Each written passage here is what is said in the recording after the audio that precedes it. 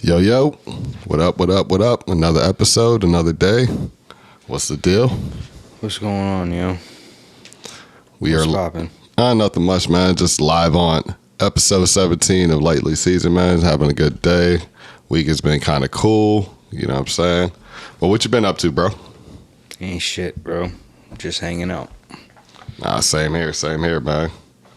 And shit, definitely within the hanging out, man, there's been like lots of shit that's been going on. Shit that, you know, you recollect, and then things in the news sphere that affects us. Some things we get to laugh at, some things we get to say, And then there's a few things that I kind of see that may affect us in a bigger way. I didn't really think about it in some of the previous episodes, you know what I'm saying? But kind of... What do you mean? No, just now looking at that whole, like, and I'm not trying to beat a dead horse, but the whole YSL thing, right? What about it? The lady was talking about that she's got 2 more cases that she's about to drop on. The one in Atlanta, forgot her name specifically, but it's the DA. The prosecutor? Yeah, the prosecutor. That's a part of the whole case that she was mentioning that she's got 2 more cases in the next 60 days that's going to drop on 2 groups. And lately, they're saying that, they're saying that obviously Lil Baby might be one of them. At least that's what's been going on in some of these forums, some of the vlogs. Even Wack was one of the people that said, hey, you know, they're really looking at Lil Baby and that whole 4PL thing. Not sure who the 4th group may be, but we'll see in due time. But really what I was kind of thinking, man, you know how people have been kind of scared about these lyric things. I don't think it's going to be like a overt, like they're going to win the whole lyrics, matching the lyrics to a crime. Mm-hmm. But it's going to come down to the artist, right? And certain artists taking plea deals.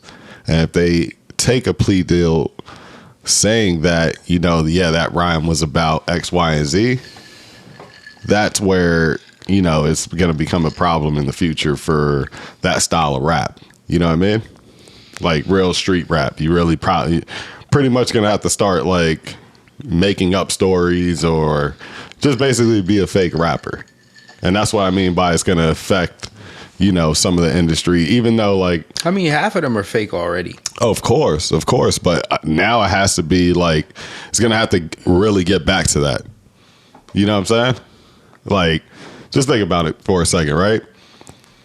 Well, name a street artist that might be one of your favorite, but do you know he's fake? Did you know he was fake? Or most of the street artists that you've listened to growing up were probably had some type of real thing going on with them. You know what I'm saying? Mm-hmm. Whether they're doing all of it or they're in arm's length of it. Chances are they're in arm's length, slightly retired, not doing too much anymore, but they've been a part of that life. So let's just say I could probably confidently say that you've listened to some Young Jeezy song and Gucci songs, correct? Yeah, of course. Comfortably, you know, enjoyed yourself, right? Mm-hmm. But doesn't it make it a little bit better that you knew some of their stories were kind of official? Back at that time, not so much now with this mature mindset, right? But back at that time, back in the time, I mean, obviously, yeah. So like now, that's going to kind of affect that whole authenticity. You know what I'm saying? I don't think people care as much now, but it is going to affect some of the authenticity. 2, I don't think all of those raps are all 100% real. You know what I'm saying? Obviously, it might be a story of a story, and now you're adding fake names, adding on some extra things that's happening to it. Because how many stories and how many movies or shows are about people, right? Mm-hmm. That end up being like a series, but it doesn't follow the script. Like, let's say Snowfall. Okay, it's about, you know, Freeway Ricky Ross, but it's not his total story. It's not. Yeah, they take creative liberty with they're going to take creative liberty. They're going to add on stories. They're going to add on things. So I kind of see the rap game when it comes to street lyrics the same way. And if you're not going to put that same... I mean, at the end of the day, though, most of them niggas been doing that. Like, there's only a few of them. There's only a few of these rappers that were touching bricks that all of their raps say that they were. Mm-hmm. You know what I mean? Like, let's keep it a beam, bro. Like, if you ain't in the hood and touching bricks. You get what I'm saying? Like, you're not broke and touching bricks at the same time. That's usually a rare thing for somebody to be that close to it. So, like, we already it's like a movie term. There's this movie term that they use when people watch movies. Mm-hmm. Like, you go in knowing that it's not real. Yeah. But you still have a good... So that part of your logic, you kind of suppress it, knowing that, hey, this isn't real. You know what I mean? So, like...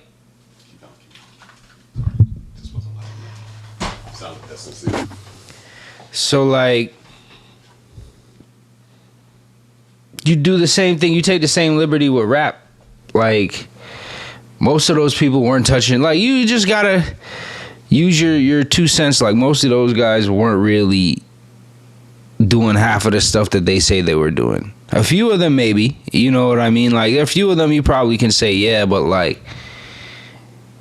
it's a lot of money involved when you have bricks, plural. Facts. Matter of fact, I heard something interesting the other day, right? You know, Jay-Z's 92 bricks got it all back, right? What? You know how Jay-Z said, I got 92 bricks, and then he got it all back or whatever? Okay. Yeah.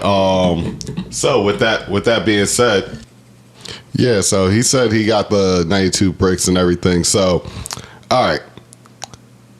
Here's the thing. They, you know, at that point in time, people were saying, you know, that was like the 17.5 era, right? For that. But then there was like a number that it was thrown out, and then people were like, numerically, that shit don't make no sense, right? About like the number of sold products of what he lost and what he actually had, right? So let me just bring you down to what they're saying. What he sold and what he got, they're basically essentially saying, like, was it really actually worth it? Because they're saying most like paraphernalia or drugs that people sell end up only being like 6% profit margins. Not sure if that's true, right? But if he had 92 bricks, right? Mm-hmm. And only had it to use for only to make 6% off of that, the charges for that is kind of like crazy as hell when you think about it, right? If he had like, imagine getting caught with 92, you know what I'm saying? Like just the amount, right? Let's say it's let's just say 92 is 50 M's or something. I'm just throwing out wild numbers, right? Let's just say you make a couple M's off of that. But to get 6% of a couple M's, but they'll still charge you for the actual full amount is kind of crazy. You know what I'm saying? It is kind of crazy. They never like do that. Like if it ever goes to court or if it ever goes to law. Selling drugs in general is crazy. I mean, unless you're selling a lot of drugs, you're not really seeing that much money. Yeah. Like, especially hard drugs. Yeah, it seems like a pyramid scheme, right? It's not. Yeah, you're not really making any money. Like, the nigga you're getting it from is making money, and the nigga that they're getting it from is making money, and up the ladder. But like, exactly. But if you're not dealing, like, in general, when it comes to anything, bro, if you're not doing it in mass quantity, illegal, legal, whatever, yeah, you're not making that much money, period. Yeah, and it's usually rare to get something with a massive if you're amount selling sneakers, mm-hmm. if you're a reseller, if you're not doing it a lot, you're not making that much money. No, I agree. And you know what I mean? Like, it's just the way it'll work. Like, you only make money the more you do something. And you would think with the perceptions of, pardon me, some of these drug dealers, right? Like, you have like a lot of cash, a lot of flow. I mean, a lot of drug dealers have money. No, you know what I mean? Like, they have a lot of money. But chances are, right? You don't, like most businesses, you know, they're getting their money through digital means. You know, people are spending in stores, credit cards, debit cards, whatever, right? Mm-hmm. And most of those businesses aren't usually heavy in cash. But when you see a drug dealer, you literally get to see them. You see their profit, their overhead, all in their pocket. You know what I'm saying? More times than not. And that's why most people would think, because they see all that cash, they have a lot of money, but actuality is like the overhead. I mean, the overhead for the average guy on the road that's selling dope, the most of the money in their pocket don't belong to them. I agree. You know what I mean? Like, they gotta pay for stuff. Yeah. That's what I'm saying. The overhead ends up being like pretty crazy. Like, obviously, let's go back to the snowfall thing, right? Franklin has multiple places. He's got to pay out, let's say, 5 to 10 people running with him in the operations. Oh, and not to mention, now you have more than that. He's probably paying out 20 to 30 people, because now you have multiple places that he has to run businesses at now, right? So now you have not only one place of overhead that you're sleeping at, you have multiple employees, you have multiple businesses, you got to pay for the lights, and then you got to still buy all the product that's faking all the other stuff anyway. So it's like, how much profit margin does he really see? You know what I'm saying? To keep on those lights. I was randomly thinking about it. It's enough. Huh? It's enough. Oh, no. I'm pretty sure, because he kind of cut the middleman a little bit, that, he's receiving more than that 6%. But more times than not, man, to receive 100% of what you're, receive 100% of a charge to only get, 6% is rough. It was just a thought in my mind. You know what I'm saying? I was just kind of saying, I was like, damn, that's the average? That's the average of just profit margins in this game? I mean, yeah. But in that average is like, that's fishy too. You know what I mean? Like, who got these numbers? I mean, who sat here and got these numbers for these drug dealers? Like, oh, you could, if you listen to, well, then again, yeah, you're right, because you would have to get who got books? Somebody would. It wouldn't. How be many books. of these drug dealers got ledgers and books like that? That's not many anymore, because I'm pretty sure having your stuff all written down is not the greatest thing. You know what I'm saying? But at the same time, I think they kind of know their general numbers. Like, well, you paid for this. How much are you expecting to see out of this, right? And they hear it so many times, X, Y, and Z, and then obviously some of those guys become like some of the cops are detectives and things like that, so they get in the mix and they start averaging out the numbers. Not saying that they're mathematicians, but I think that's just one of the ways. You know what I'm saying? Definitely one of the ways that they got those numbers. And yeah, I don't buy any of that shit. But you think it's more than 6%? I don't know what it is, but I don't believe what they're telling me. Oh yeah. I mean, you only believe half of what you see and what you hear. But obviously, it's just like that percentage. If it was a pyramid, like obviously everything is somewhat. That sounds like something they put out to deter people from selling drugs. I mean, I don't think anybody really should just be out there wanting to strive to sell drugs. I mean, if you do what you got to do, you know what I'm saying? But strive to be great. Strive not to do anything illegal. You know what I'm saying? Obviously, pay your bills. Keep a roof over your head. Do what you got to do. But, and there is deterrence. I mean, there's always deterrence. There's freaking Truth. Dare. We had Dare down here. Truth. All this other stuff. You know what I'm saying? How many times do you see like that fentanyl YouTube like 3-second commercial that always pops up? So, oh man, I don't know. I've never seen that commercial, bro. I've seen it like 30 times. It's like you watch YouTube all day, you're gonna see it. Yeah, I've never seen that commercial ever. It's weird. It just pops up and it does the same little sound and everything like that. So like, drug prevention has been huge for a long time. You know what I'm saying? Definitely a huge thing. But it's just like I said, it was just something that was on the hip, man. But yeah, man, what else you got going though, brother? Ain't shit, fam. Nothing much, really. No doubt. Man, you been hearing what's been going on, though? Like what? Oh, no. Topics-wise, I ain't gonna lie. I got a few. I want to get all the topic-y shit out the way today. You know what I'm saying? So just talk. So, yeah. Just letting you know, man. Gilly versus Rick Ross. Have you, seen some of those things? I've seen some of it. All right. I ain't gonna lie, it was random as hell to me because just based off of those two guys, right? Yeah. I mean, I could potentially see two Philly niggas. Yeah, and I would assume that just the way the industry works. Yeah, Gilly probably had his hand in Meek's career at some point. No, that is for I sure. don't know that, but I'm just saying, just off of how the industry works, if it's not Gilly, then it's like, I would assume that it was like Beanie Siegel or another bigger Philadelphia rapper that kind of greased some palms. Not greased some palms, but like made a connection, made a phone call, sent a text, boom, boom, boom. Now Meek got a deal. That's usually how things work. Yeah. You know what I mean? So I could only assume that Gilly is sticking up for Meek. I mean, Meek and Rick Ross have been quietly and loudly going through it for the better part of a year. Mm-hmm. Meek's asked to get out of the deal.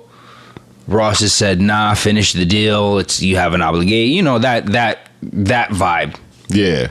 Now, matter of fact, just to throw a little caveat in there before we circle back, Rock Nation, Meek Mill just dropped Rock Nation from representing him, and he's been with them for about 10 years. So that's honestly, I think that's part of it. If I had to guess, you know what I'm saying? Like, part of that is, and what I mean by that is he's dropping them because they couldn't help get him out that Ross deal. That's what I think. And he's probably thinking because Rock Nation, Jay-Z, Rick Ross, Jay-Z signed Ross a long time ago, maybe they're not going to push that button as hard as they should. Mm-hmm. I'm thinking that is one of those parts. This is a smart thing to think. Yeah. I would think the same thing. So, like, that's my, hypothesis for right now. Now, back to the main point. Actually, you're right. Gilly did defend that point too. And he has been defending Meek Mill on it. He actually just said a recent post. This is the latest post on everything.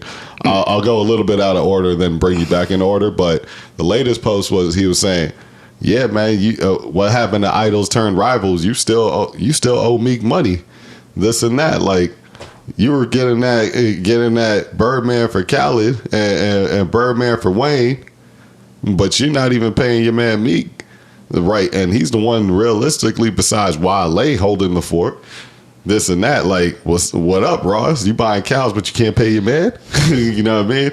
So, and realistically, I found out why he was even getting at Ross like that. Anyways, for one, obviously, you have the whole Philly history. I did hear stories about that too. You have I remember Gilly actually said a story in between one of the interviews we shot.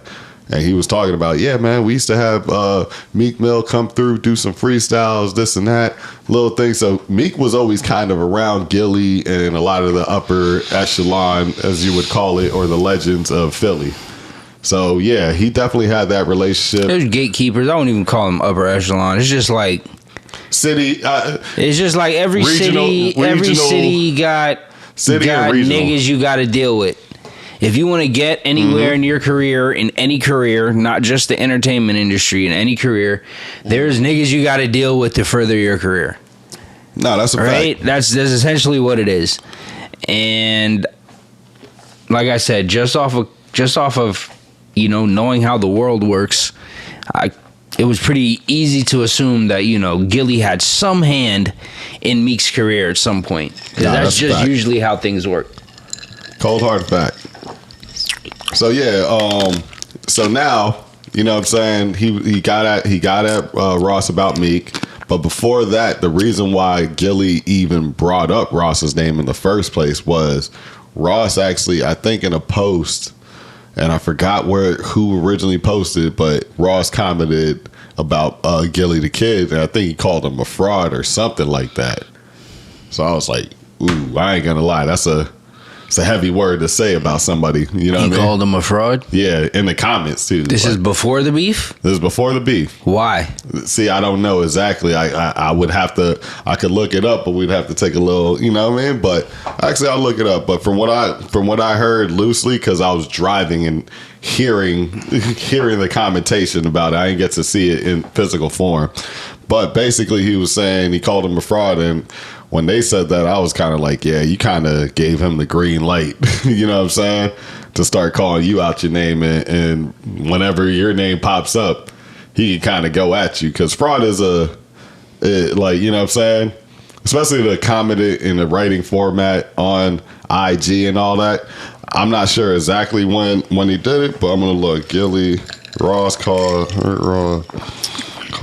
Gilly fraud. Let's see.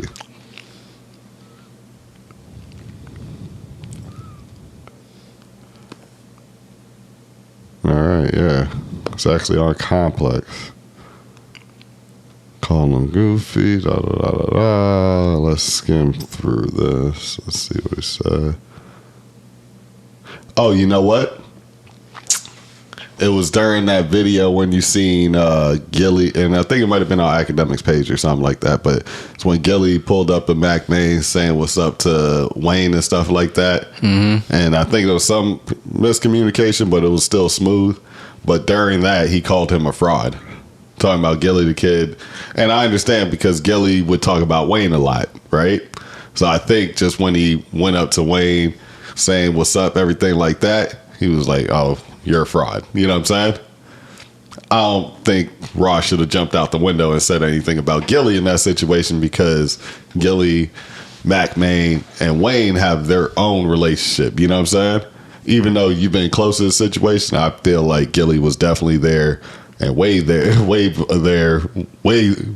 in that whole like Cash Money team and all that way before you were even around, to me, I would think, or is around the same time. You know what I'm saying? Mm-hmm. So I think he should have just stayed up out of that. So that's where this is all stemming from. Ross really spoke. To me, Ross spoke when he really shouldn't have on that one.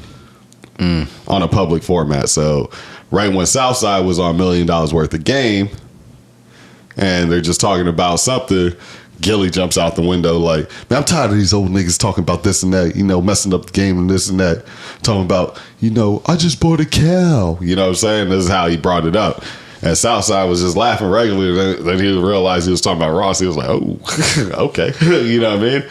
But yeah, it's a rant. To me, at first it was random, but once, you know, all Southside was going in on that interview. Yeah, he was. He was talking about a lot of shit. He was. Unless it was another interview I was seeing, but like, there's been a rash of Southside interviews that has hit the public, like the sphere of social media, like calling out loot makers.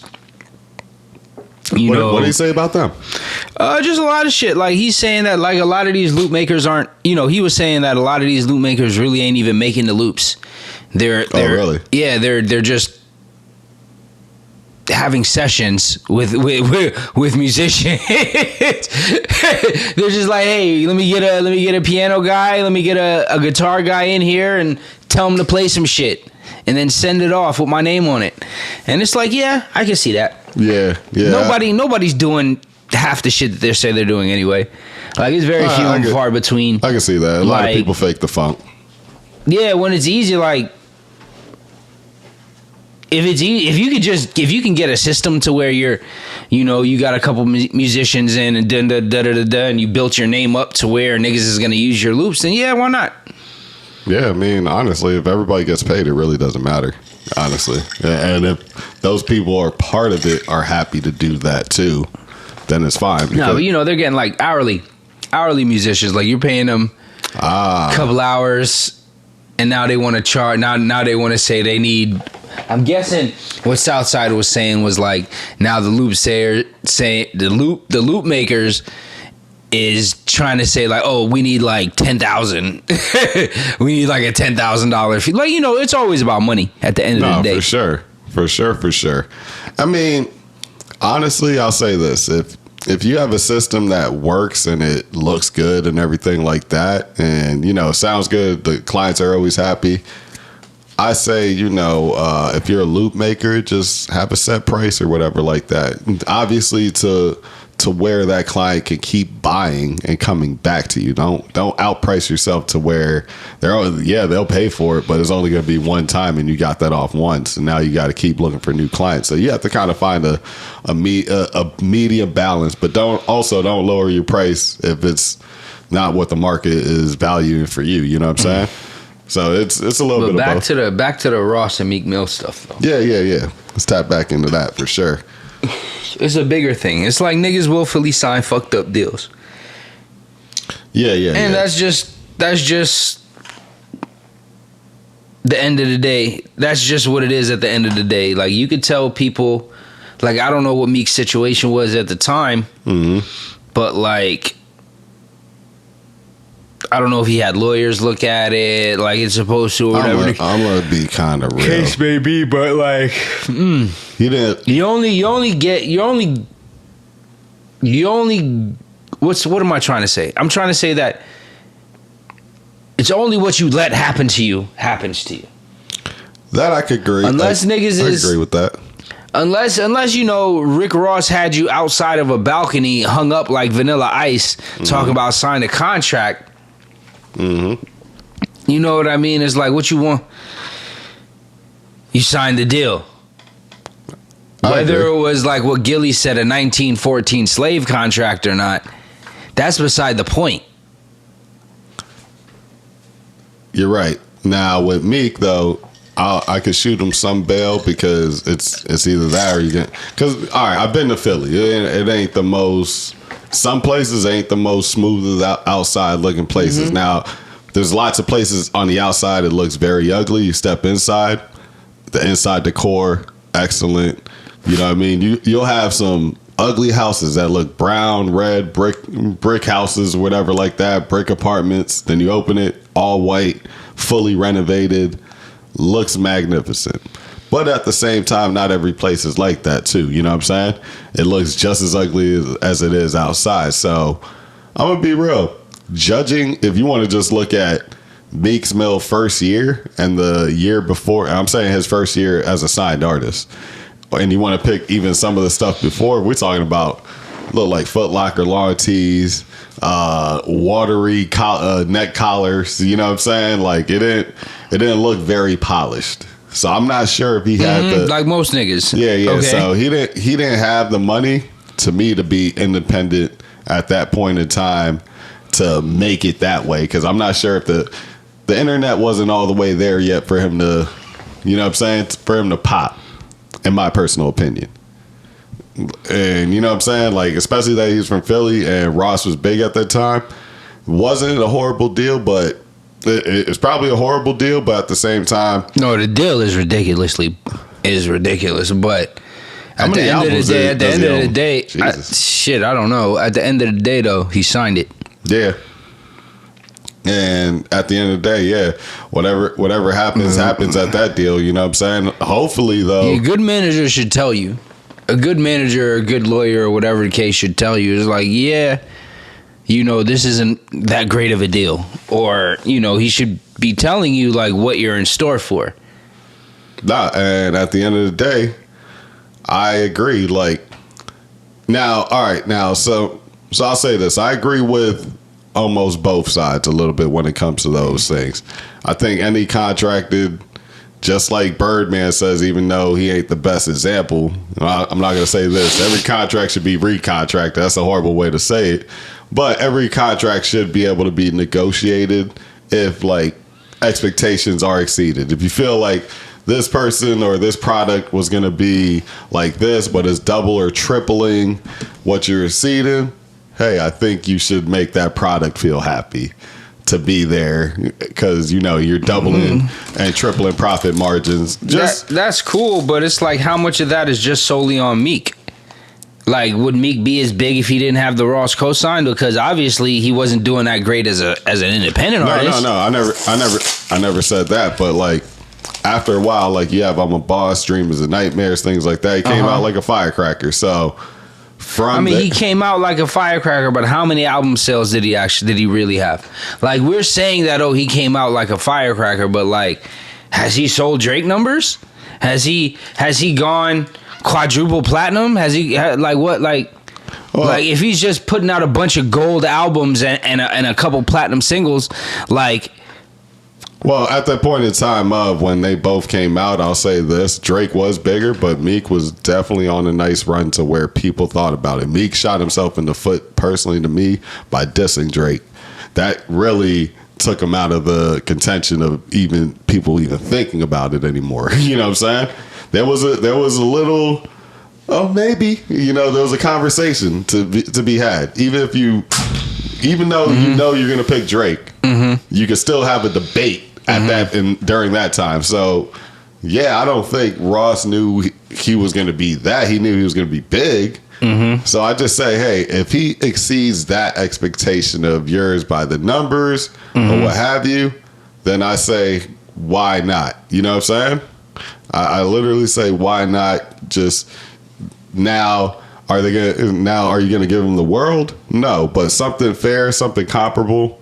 Why not? I think that's just good business practice. Just to, it's kind of like one of those things as a franchise. If you're a professional team, right?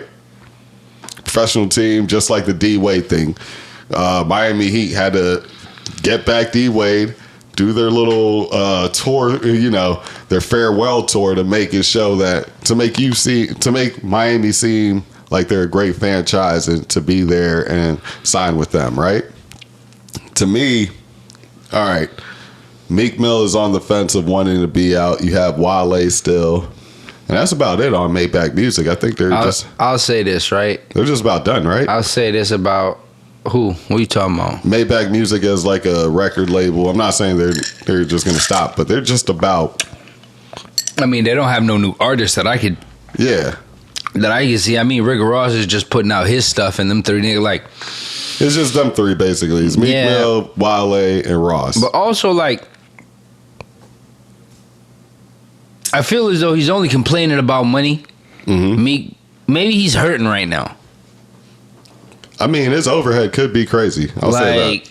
I remember watching another interview with T-Pain. And T-Pain was talking about like, yo, his people just told him like Wayne owed him like $500,000 from like 8 years ago. And he was like, oh shit. So he hit Wayne up and was like, yo, y'all know y'all still owe me money from the T-Wayne era. Yeah. But he wasn't like, yo, nigga, you owe me da-da-da-da-da-da, right? Because, T-Pain is straight. Yeah. T-Pain. He's like, yeah, when y'all got the money, holler at my people, give me my, whatever the case. When y'all decide to sort it off. But you don't see T-Pain talking about like, getting other niggas to diss whatever the case may be, get him out the deal and blah blah blah. You owe this nigga money. That type of vibes only happens when you hurting, bro. Oh, you're talking about the energy that Meek is. Yeah, the energy. Because if Meek wasn't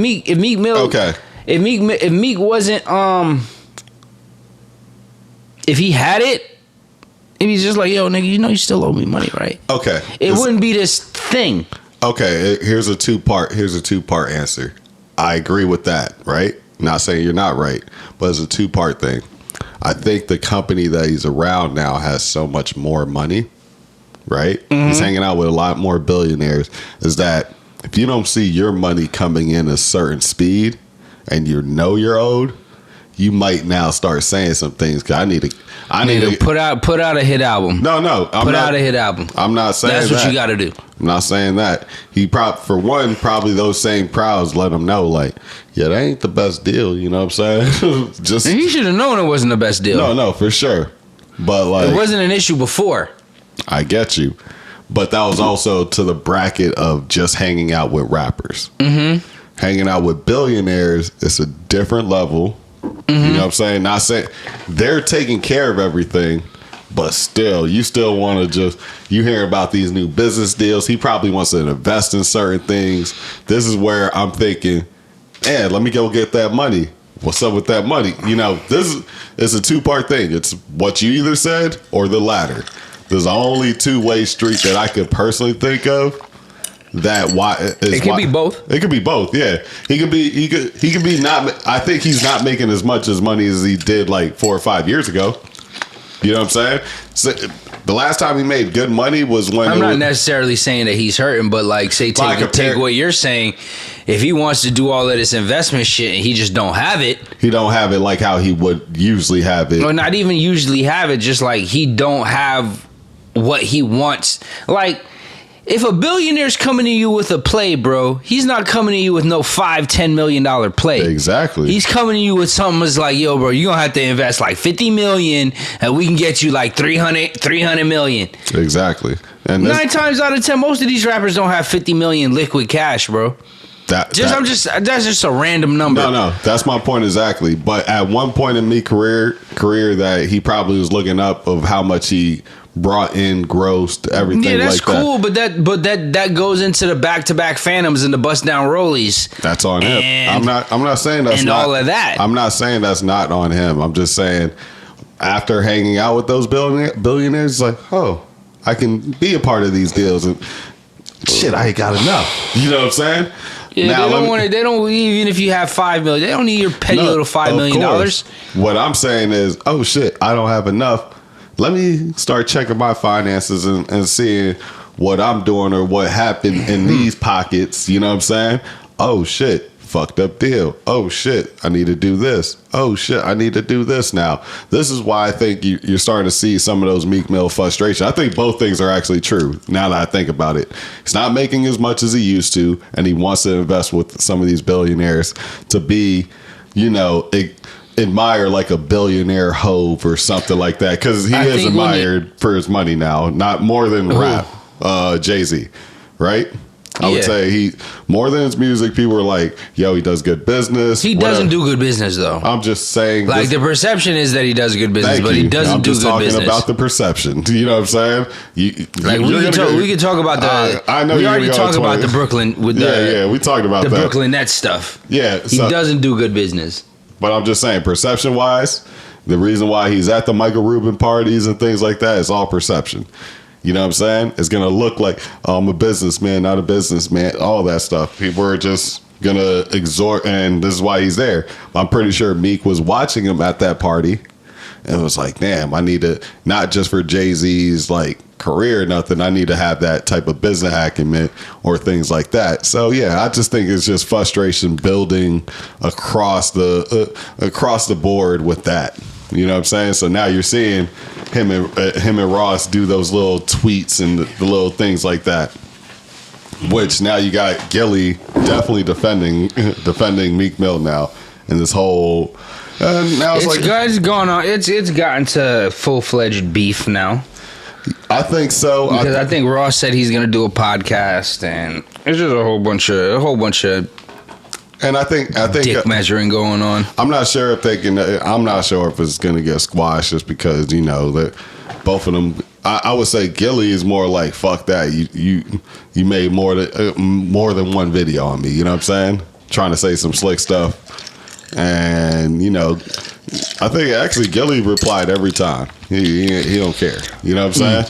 He replied every time. He's like, I told you, just keep my name out your mouth. You know what I'm saying? And I think he actually gave him a name to his podcast or something like that. To Rick Ross's podcast. I forgot what it was, but it was funny as hell. Lock It In or Lock It Up. You know what I'm saying? Podcast or whatever. Lock It In. I think it's Lock It In or something like that. Just Gilly being Gilly at that point. He's going to have fun with it. But I think he's very serious when he talks about like Ross being like, why'd you say my name X, Y, and Z, just saying some clown shit. You know what I'm saying? Which I actually kind of do agree, though.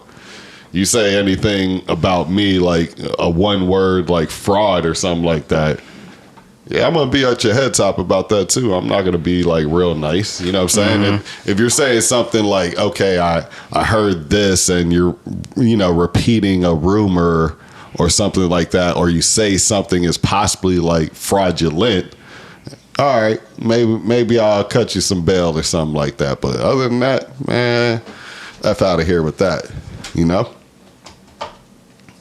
Mm-hmm. Yeah, man. But no, those are just the little things I've been thinking about on that, man.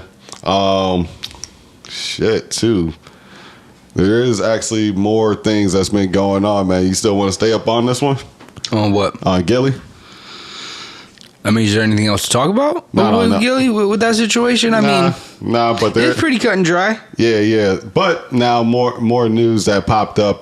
This one actually hit, I want to say a day or two ago. Kodak Black was arrested, found with 31 oxy pills. Mm-hmm. And like 74,000 in cash. Actually, that's what was found in cash? Yeah, something like that. Okay. I mean, obviously he's a artist, so he's gonna have cash on him. The pills, that sounds like, isn't that? I mean, shoot, you take things. You have back pain right now, so you take pills and medications and things like that to maintain through the pain, right? So I'm not sure if you have Oxycontins or you don't have to disclose, but how many do they give you in a month?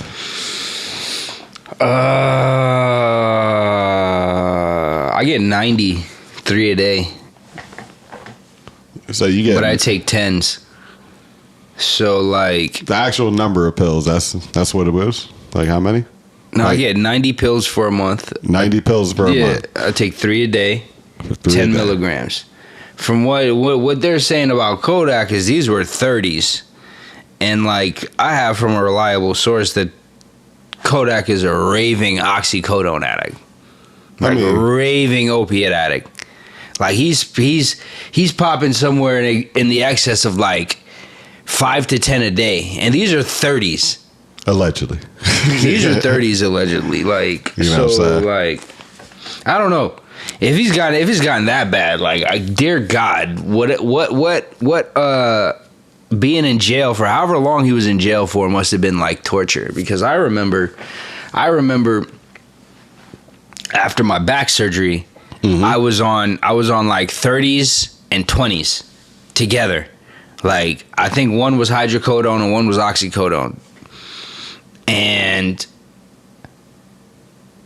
when they like normally when you go to a pain management doctor, at least now for sure, they try and make a plan for you to like drop the dosage of the strength of the pills, right? And I know when they drop me from like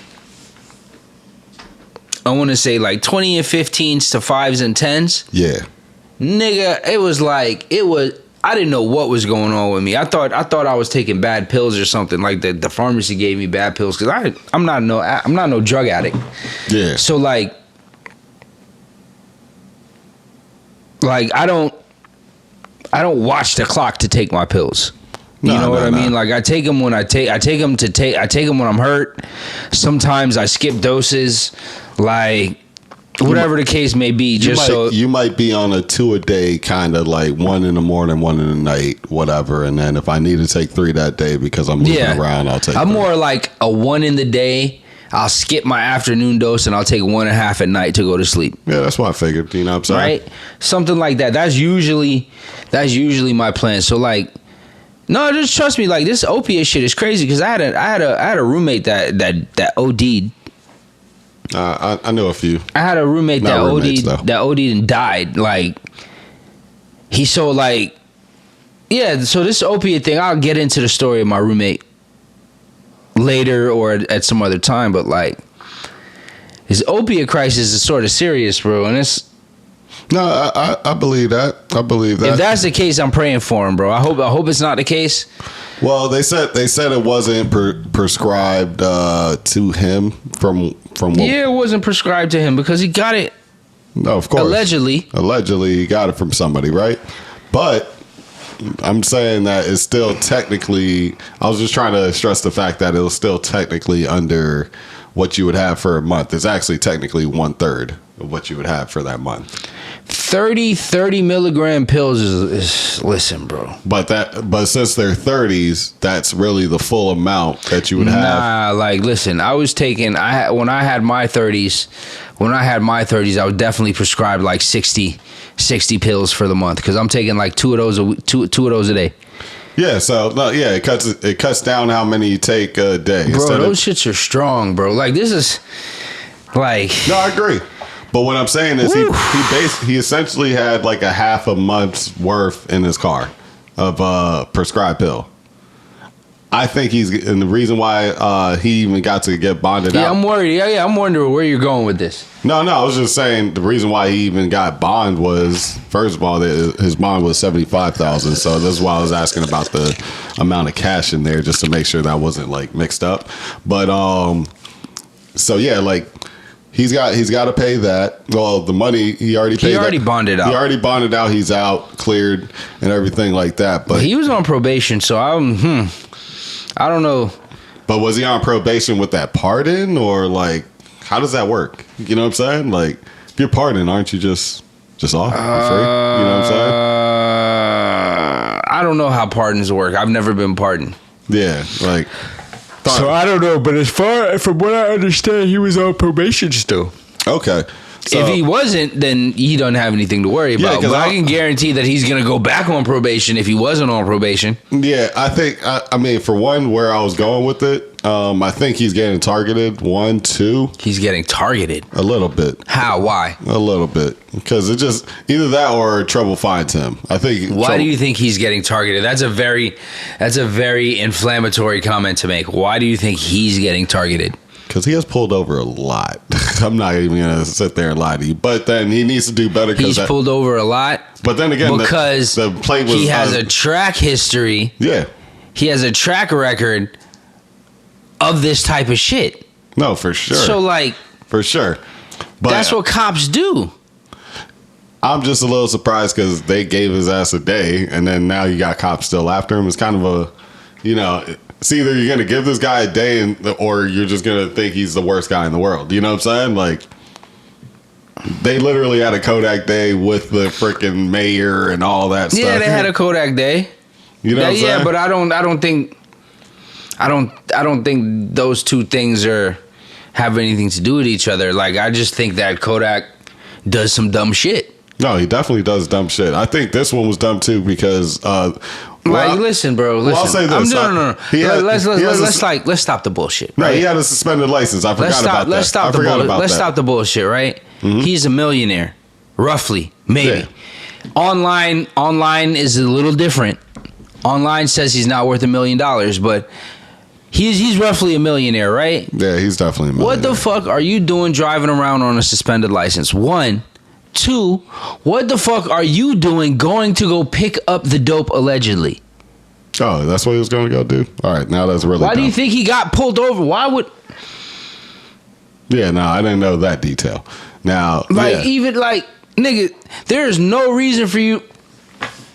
He was probably in one of his like flashy ass cars too. There's no reason for you to have that type of stuff on you.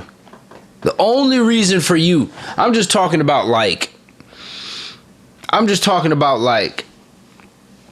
just common sense, right?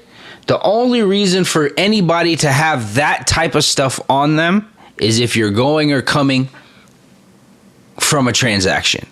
Word to Sergio Kitchens. For real, right? For real. Like let's just put that out there, right? Like, so like, why are you doing the transaction? That's my thing. Allegedly. Why are you allegedly doing the transaction? Shout out to Sam Hurd too. But no, you know what? You got that right. You're right on the point with that. And it actually kind of brings me to like that whole Gunna situation because he didn't have nothing on him when they got picked up. You know that, right? Like it was in the car behind him. So he actually overall moves pretty.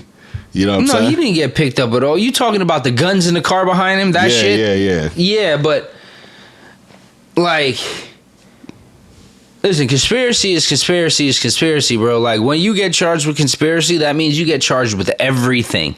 Yeah. No, for sure. I'm just saying, like, I think that's what Kodak needs to do, because I'll say this. I've been out. I've seen Kodak out. Not to put too much of his business out there, I'll say this, right?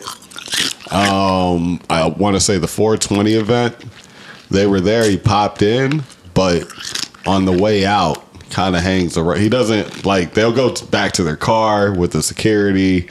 Security's, everywhere, making sure you're good, this and that.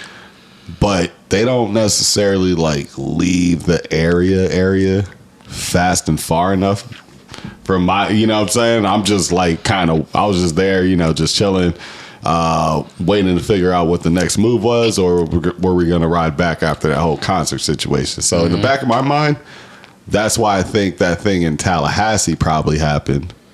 You know what I'm saying? Where, you know, I think they shot at his car or something like that, because after the show, he probably was hanging around a little bit, drove off a little slow with his team, still with his team and has security, but not just like, okay, bag done, I'm out, let's go. We gone 30, 40 miles before we even stop in this area, stop to the next area. You know what I'm saying? Things like that. I just don't feel like him and his team move like that right now, based off of what I've seen from 2 shows. I was like, yeah, you kind of hang around a little bit too long. If I was a part of your team, I was like, let's just get, you know, 40, 50 miles. That's when we stop and that's when we hanging. You know what I'm saying? I don't care what star wants to come get a verse from me. I'm gone. You know what I'm saying? And that's why I feel like things tend to happen with him. There was, even when Kodak was hanging out with Gunna that time, you know, that had the whole shooting out there. And yeah, that is a lot of things. The shooting, like, man, yeah, you got to chill out, Kodak. You really got to chill out. I just forgot about that. You literally got shot this year too. Like, you got an Oxycontin thing, you got shot this year. Matter of fact, if I had to look up 2019 when Kodak was arrested, I want to say he was arrested around this time last year. I mean, in 2019. Because I want to say, if I'm not mistaken, Rolling Loud was right around that time he got arrested, the day of Rolling Loud. He got arrested on the way to Rolling Loud. Exactly. I want to say that was the week of the 17th through the 20th. Nah, Rolling Loud changed the dates. It wasn't. It was in like May or March in 2019. Yeah, it wasn't in summertime. Okay. It was spring. Because they know better than to do it during summertime. You know what? So, you know what? Oh, you know what happened then? I think the F1 thing might have took some of that spacing. Probably. Sounds about right. And yeah, down here, they're going to accept the F1 money before they're going to accept the Rolling Loud money, because that's just a little different. Now, the money is great for Rolling Loud. Don't get it twisted. But F1. Speaking of Rolling Loud, Kanye West just dropped out. Did he? Yeah. They replaced him with Kid Cudi. It's kind of whack. Why did that happen? I mean, Kid Cudi finished out here in Miami last time, but it's not the same. Kid Cudi is the headliner now. It's supposed to be Kanye. Yeah. Actually, I was kind of excited to see Kanye on stage like years later. You know what I'm saying? I'm lying. I saw Kanye in college. But I've never seen new Kanye in concert. I haven't seen after Yeezus Kanye. I'll say that. I've never seen like from Yeezus. I've never seen post 808 and Heartbreaks Kanye in concert. You know what? Same in concert live. That's new Kanye. 808s and Heartbreaks. That's everything before that was old Kanye. Yeah, but I think his show. Okay, now he had good shows back in the day too. Yeah, he had great shows. But I want to say Yeezus with the floating stage and all that, he started going real crazy with it. You know what I'm saying? So this is why I say Yeezus and on. Not saying musically 808 on, but I want to say concert wise, from what I seen concert, I want to say Yeezus, because I Watch the Throne. You could say is new Kanye, like the start of new Kanye. That's a fact. Also. That's a fact too. Watch the Throne for sure. And like his showmanship has always been really good. So I was kind of very interested to see how the set design was going to look. You know, just really just see what it was all about, man. And for a second, honestly, and that's the same day Kodak Black was supposed to be there too. So I was like really hyped to see, we're going to have Kodak, we're going to have Kanye on stage. That Sunday lineup is actually pretty crazy. So now looking at it, kind of weakens. It's kind of mid a little bit now that you got Kid Cudi. And I rock with Kid Cudi from back in the day. But I don't know. It's just, I don't know. I feel like since I seen him close out that last one, and to me, there's not much new music that I've heard from him that I'm like, I'm probably going to leave a little bit early. Beat that traffic, honestly. Last person I'm going to see Sunday night is Kodak Black, chances are. And I'm going to clear it. It's festival season now. And Kid Cudi might come out in a dress, and I'm not just really not trying to see that. I'm not. You're going to say he channeling Kurt Cobain and stuff like that, but like, if you just want to wear a dress, just wear the fucking dress. Yeah, I don't really understand the dress thing. I'm gonna be real. I never understood when Thug It did is it. festival season also. Oh yeah, it's gonna be good times. Yeah, it's concert season. Lots of concerts. Funny thing I saw actually not too long ago was niggas is like, yo, the ticket price for OVO Fest has gotten ridiculous. They're saying it's like $500 to sit in the grass. $500 to sit in the grass. Who's on minimum? Who's on the OVO Fest though? I mean, Drake's on it. For sure. I'm just wondering, like, you know how like Drake, Lil Baby, gonna bring out Khaled or something like that. Drake, Lil Baby, Bieber, baby. Nah, Bieber. I don't think Bieber is doing it. Let's see. Let's pull this up real quick. OVO Fest. Drake, Lil Wayne, Nicki Minaj. Seeing green. Okay. I mean, you gotta have Lil Baby, Chris Brown. Okay. And it's 3 days. Oh wow! So those are going to be the bigger names, or are they going to just keep coming back out and doing their thing? I don't know. For people to come out, I think they're probably going to have multiple. I don't necessarily know, but like OVO Fest.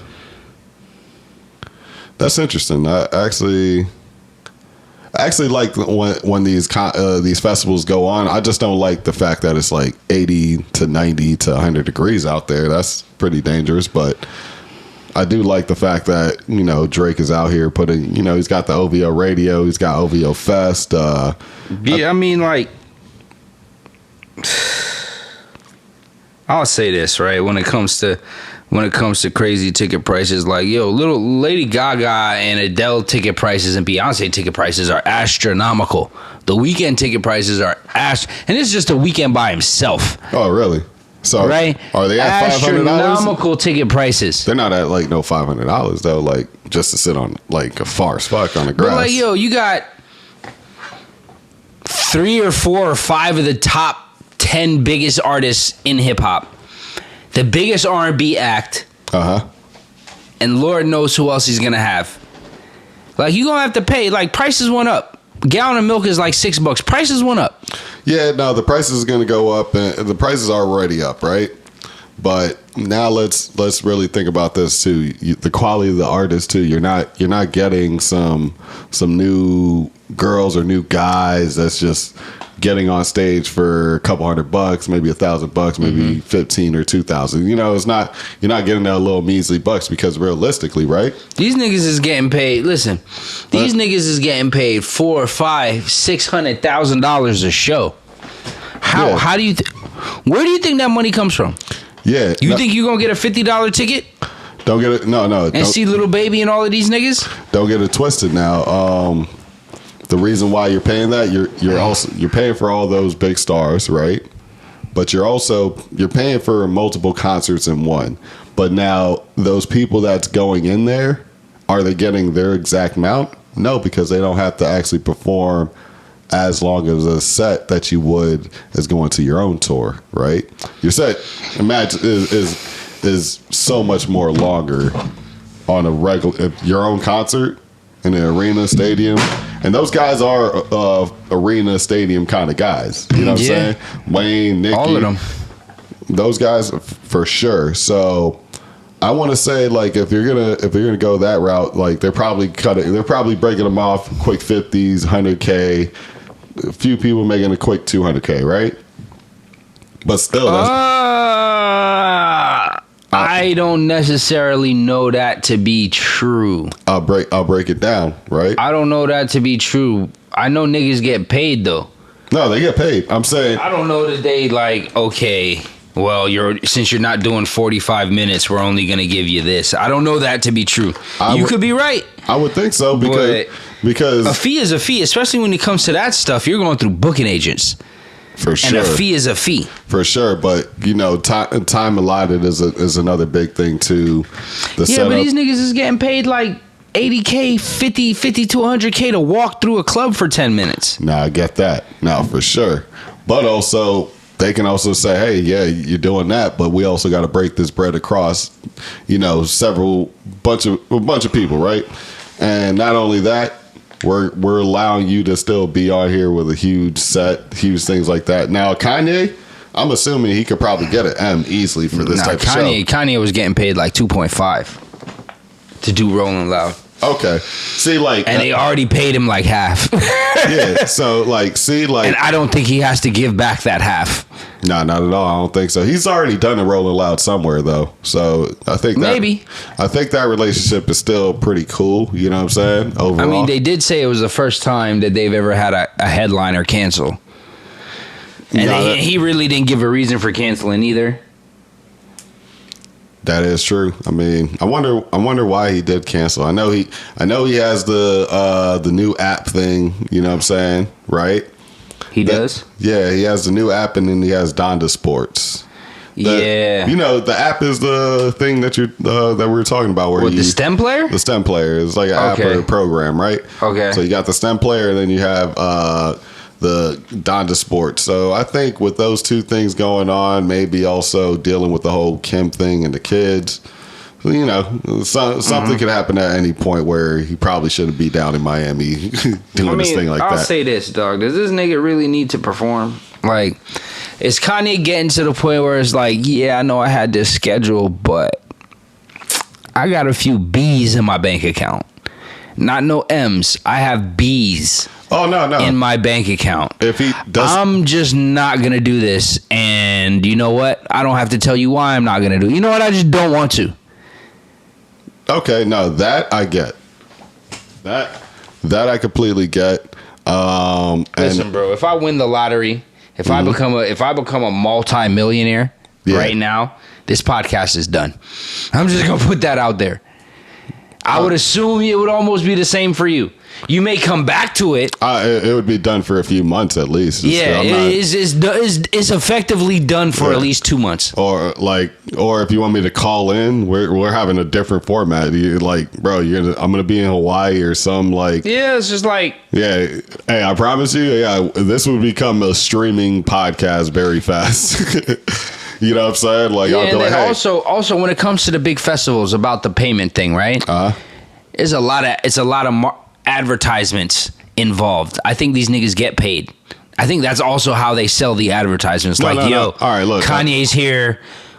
We got to pay him $2.5 million. So, you know, if you want to get that headliner, if you want to get your logo on the main thing, you're going to have to break us the fuck off. Oh, no, for sure. I'll give a little insight. Before Rolling Loud was ever actually officially created, I was at the J Dilla Fest. I ran into Matt Zingler. We were talking for, like, I want to say an hour backstage. I'll set the scene. Noriega was on stage at that point in time, so it was like a cool. Rolling Loud. Speaking of which, Rolling Loud started completely different. Rolling Loud was way different when it first started compared to what it is now, and it's not even just a money thing, just like a vibe. Yeah. It was like literally the smoke rappers. Yeah, like it was all the weed rappers. Before I even tell you the whole backstory of just the behind the BTS of that.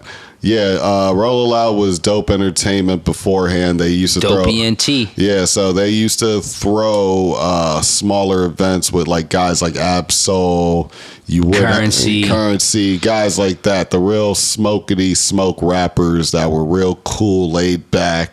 I can't remember that one nigga from New York. It wasn't Troy Ave, but it was, the smoke nigga. Joey Badass type of vibes. Not but they would have Badass. They would do guys like him. Like I'm not sure if it was Vic Mensa, but guys like that. But Vince Staples, they would get that type of energy, right? So, they did that for, I want to say, the Wizzes of the world. Yeah. The Currencies. So they did that for about 2 to 3 years. So, like I said, we were in the back of the concert chopping it up, and then he's like, yeah, Clark, I'm looking for sponsors. So, I actually mentioned like a few people. He's like, no, we need corporate sponsors, like, $50K or better. And like, I was like, these guys got $50K. He's like, but we need like Red Bull to get $50K and certain things like that. Cause I was like, all right, cool. We just was chopping it up. And then next thing you know, I want to say within that first one, they threw Rolling Loud at like by next to Club Space or something like that. It was like the small one, and then they did Bayside. They did Rolling Loud at that club next to Space, I think, right? Was it that one? Was it next to Space? I think so. It was like, around a corner. Yeah, it was around a corner. The 2-story joint. That place. It was hot as fuck. It was hot as fuck in there. They got a stage, and that's where they would do it. And I want to say it was like the Underground or something like that. I forgot what it was called. It would take me another 5 hours to guess Norma was heavily involved in that shit. I can't remember what the fuck that shit was called, but we used to frequent there a lot. Fridays, it was definitely the spot for like non-South Beach hipster activities. AKA white girls with dirty forces and Spanish girls with dirty forces, black chicks with fly glasses and, you know, pretty nails and all that shit would be out there. You know what I'm saying? Yeah, niggas that like to draw and shit. Yeah.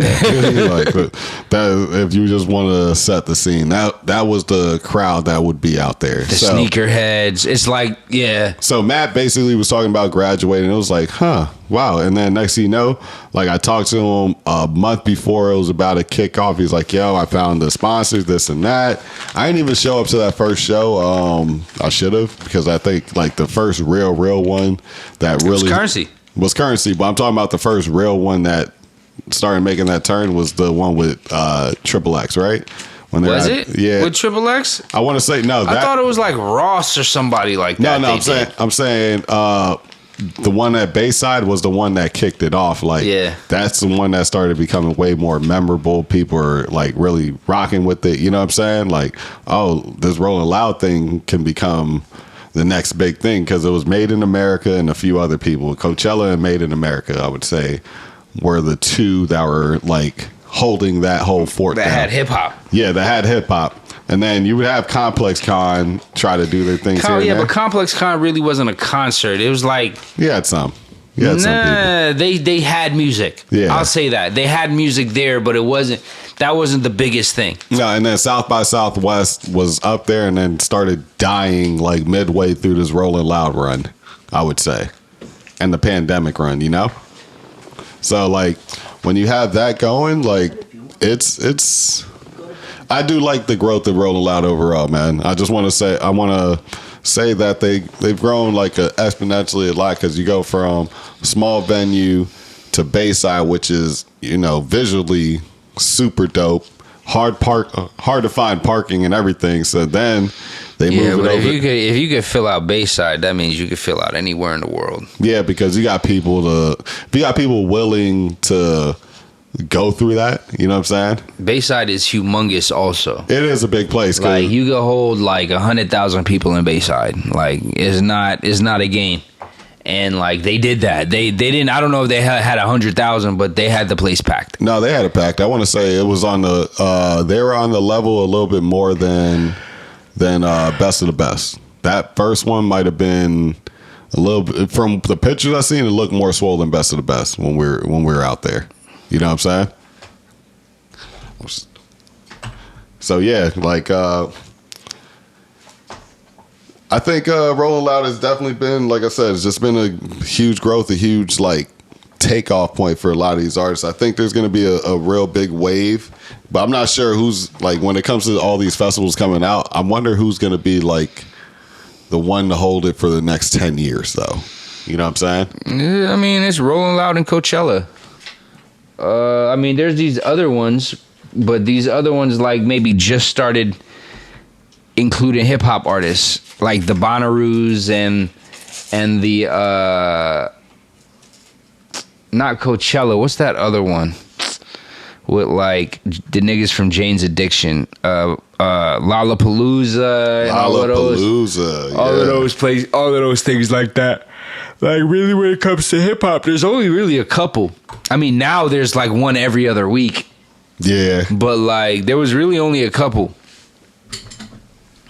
No, and like I said, it's a whole new way of revenue stream and money.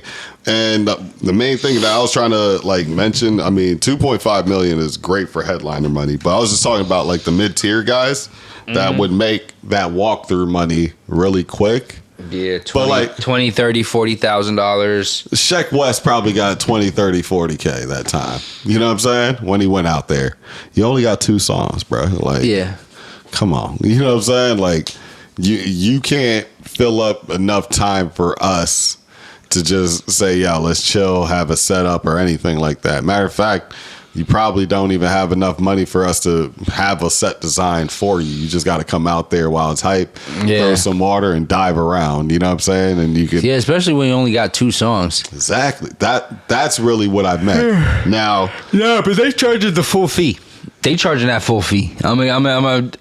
You think so? Oh, no. They charging that full fee. Even knowing that you could have a packed out place and get that type of promotion and things like that. That's not like a little.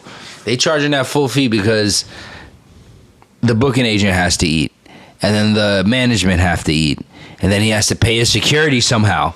It's not easy when you only got 1 song.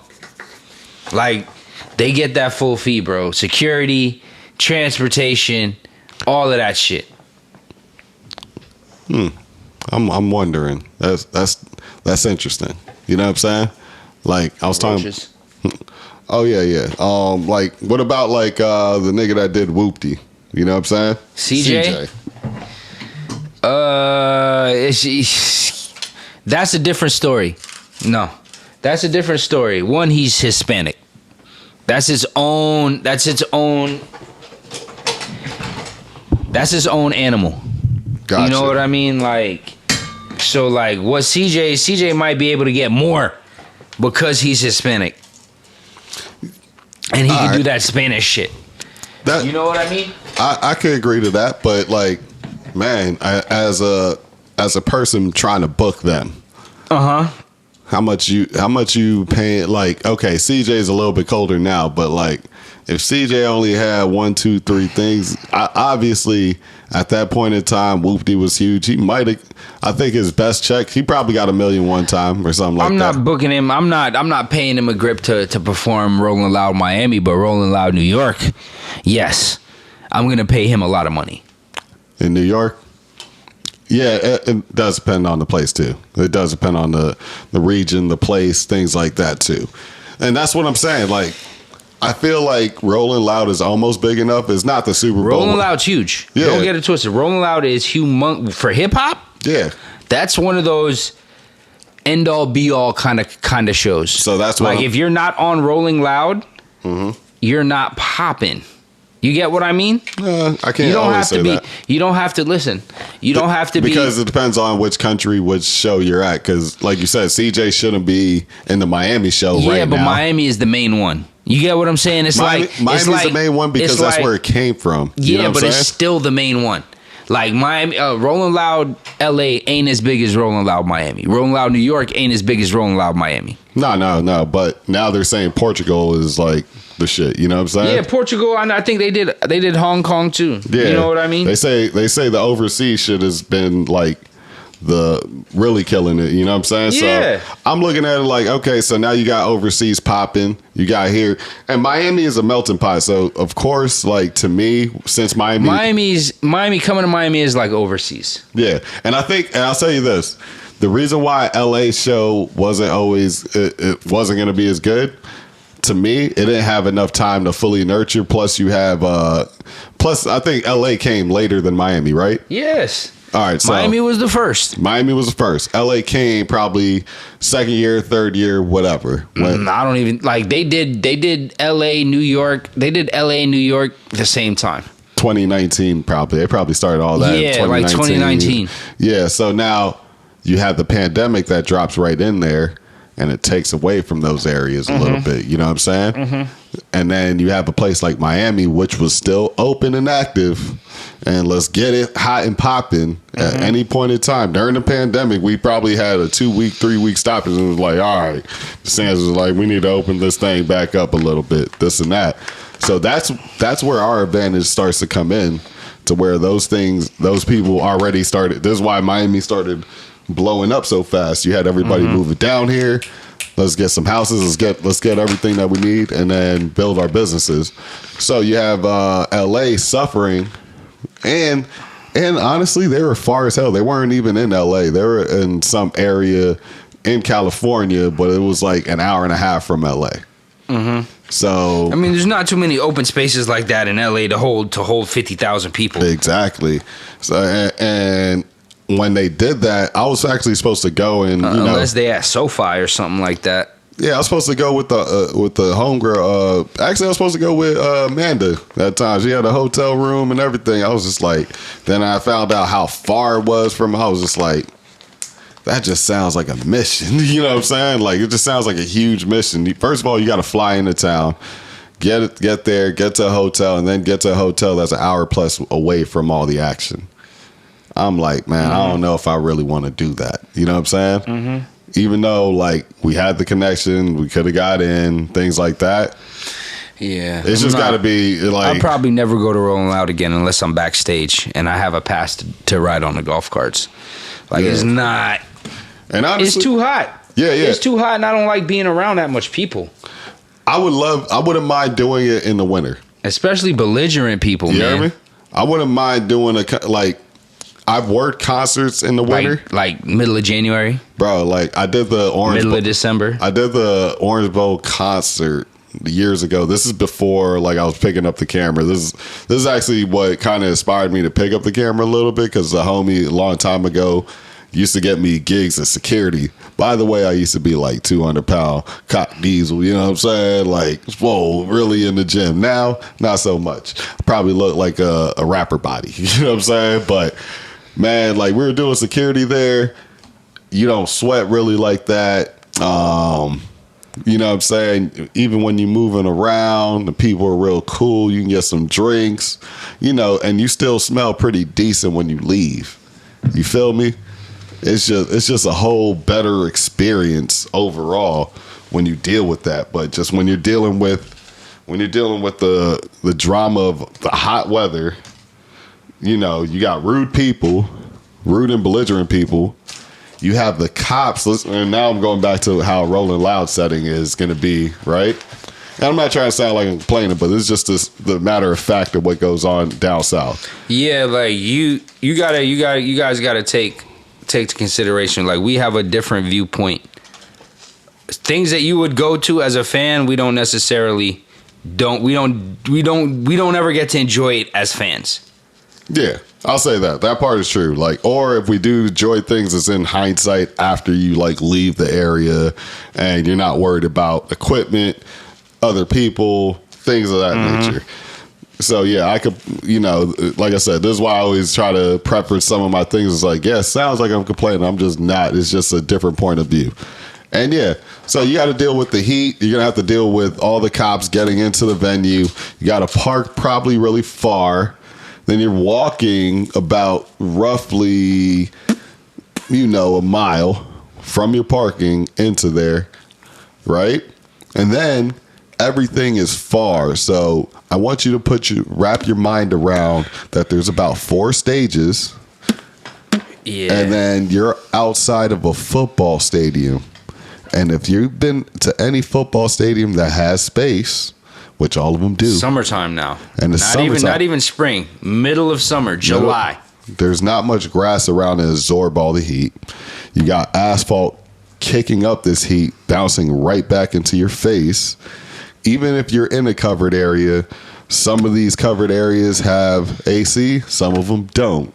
Then you have Rolling Loud? Yeah. Listen, unless you in VIP, you're not getting no AC. Exactly. Unless you're the only people getting getting AC, and not even VIP got AC because they were just outside. They were outside on a stage with tables. That's what they usually do. They put you on like some elevated stage with tables. The press gets air conditioning. Some press. The press gets air conditioning, period, because they have an air conditioned press room. Yeah, they do. They do. That's about it. Everybody else, listen, you in the elements. Facts.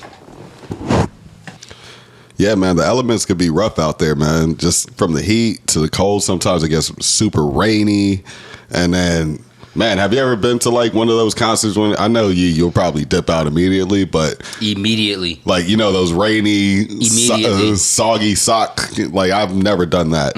Like niggas is nasty. Niggas don't like to wash their ass. Niggas don't like to wash their ass. So like, yeah, I couldn't do that. Nah, I couldn't do that one. I'm just gonna be all the way real.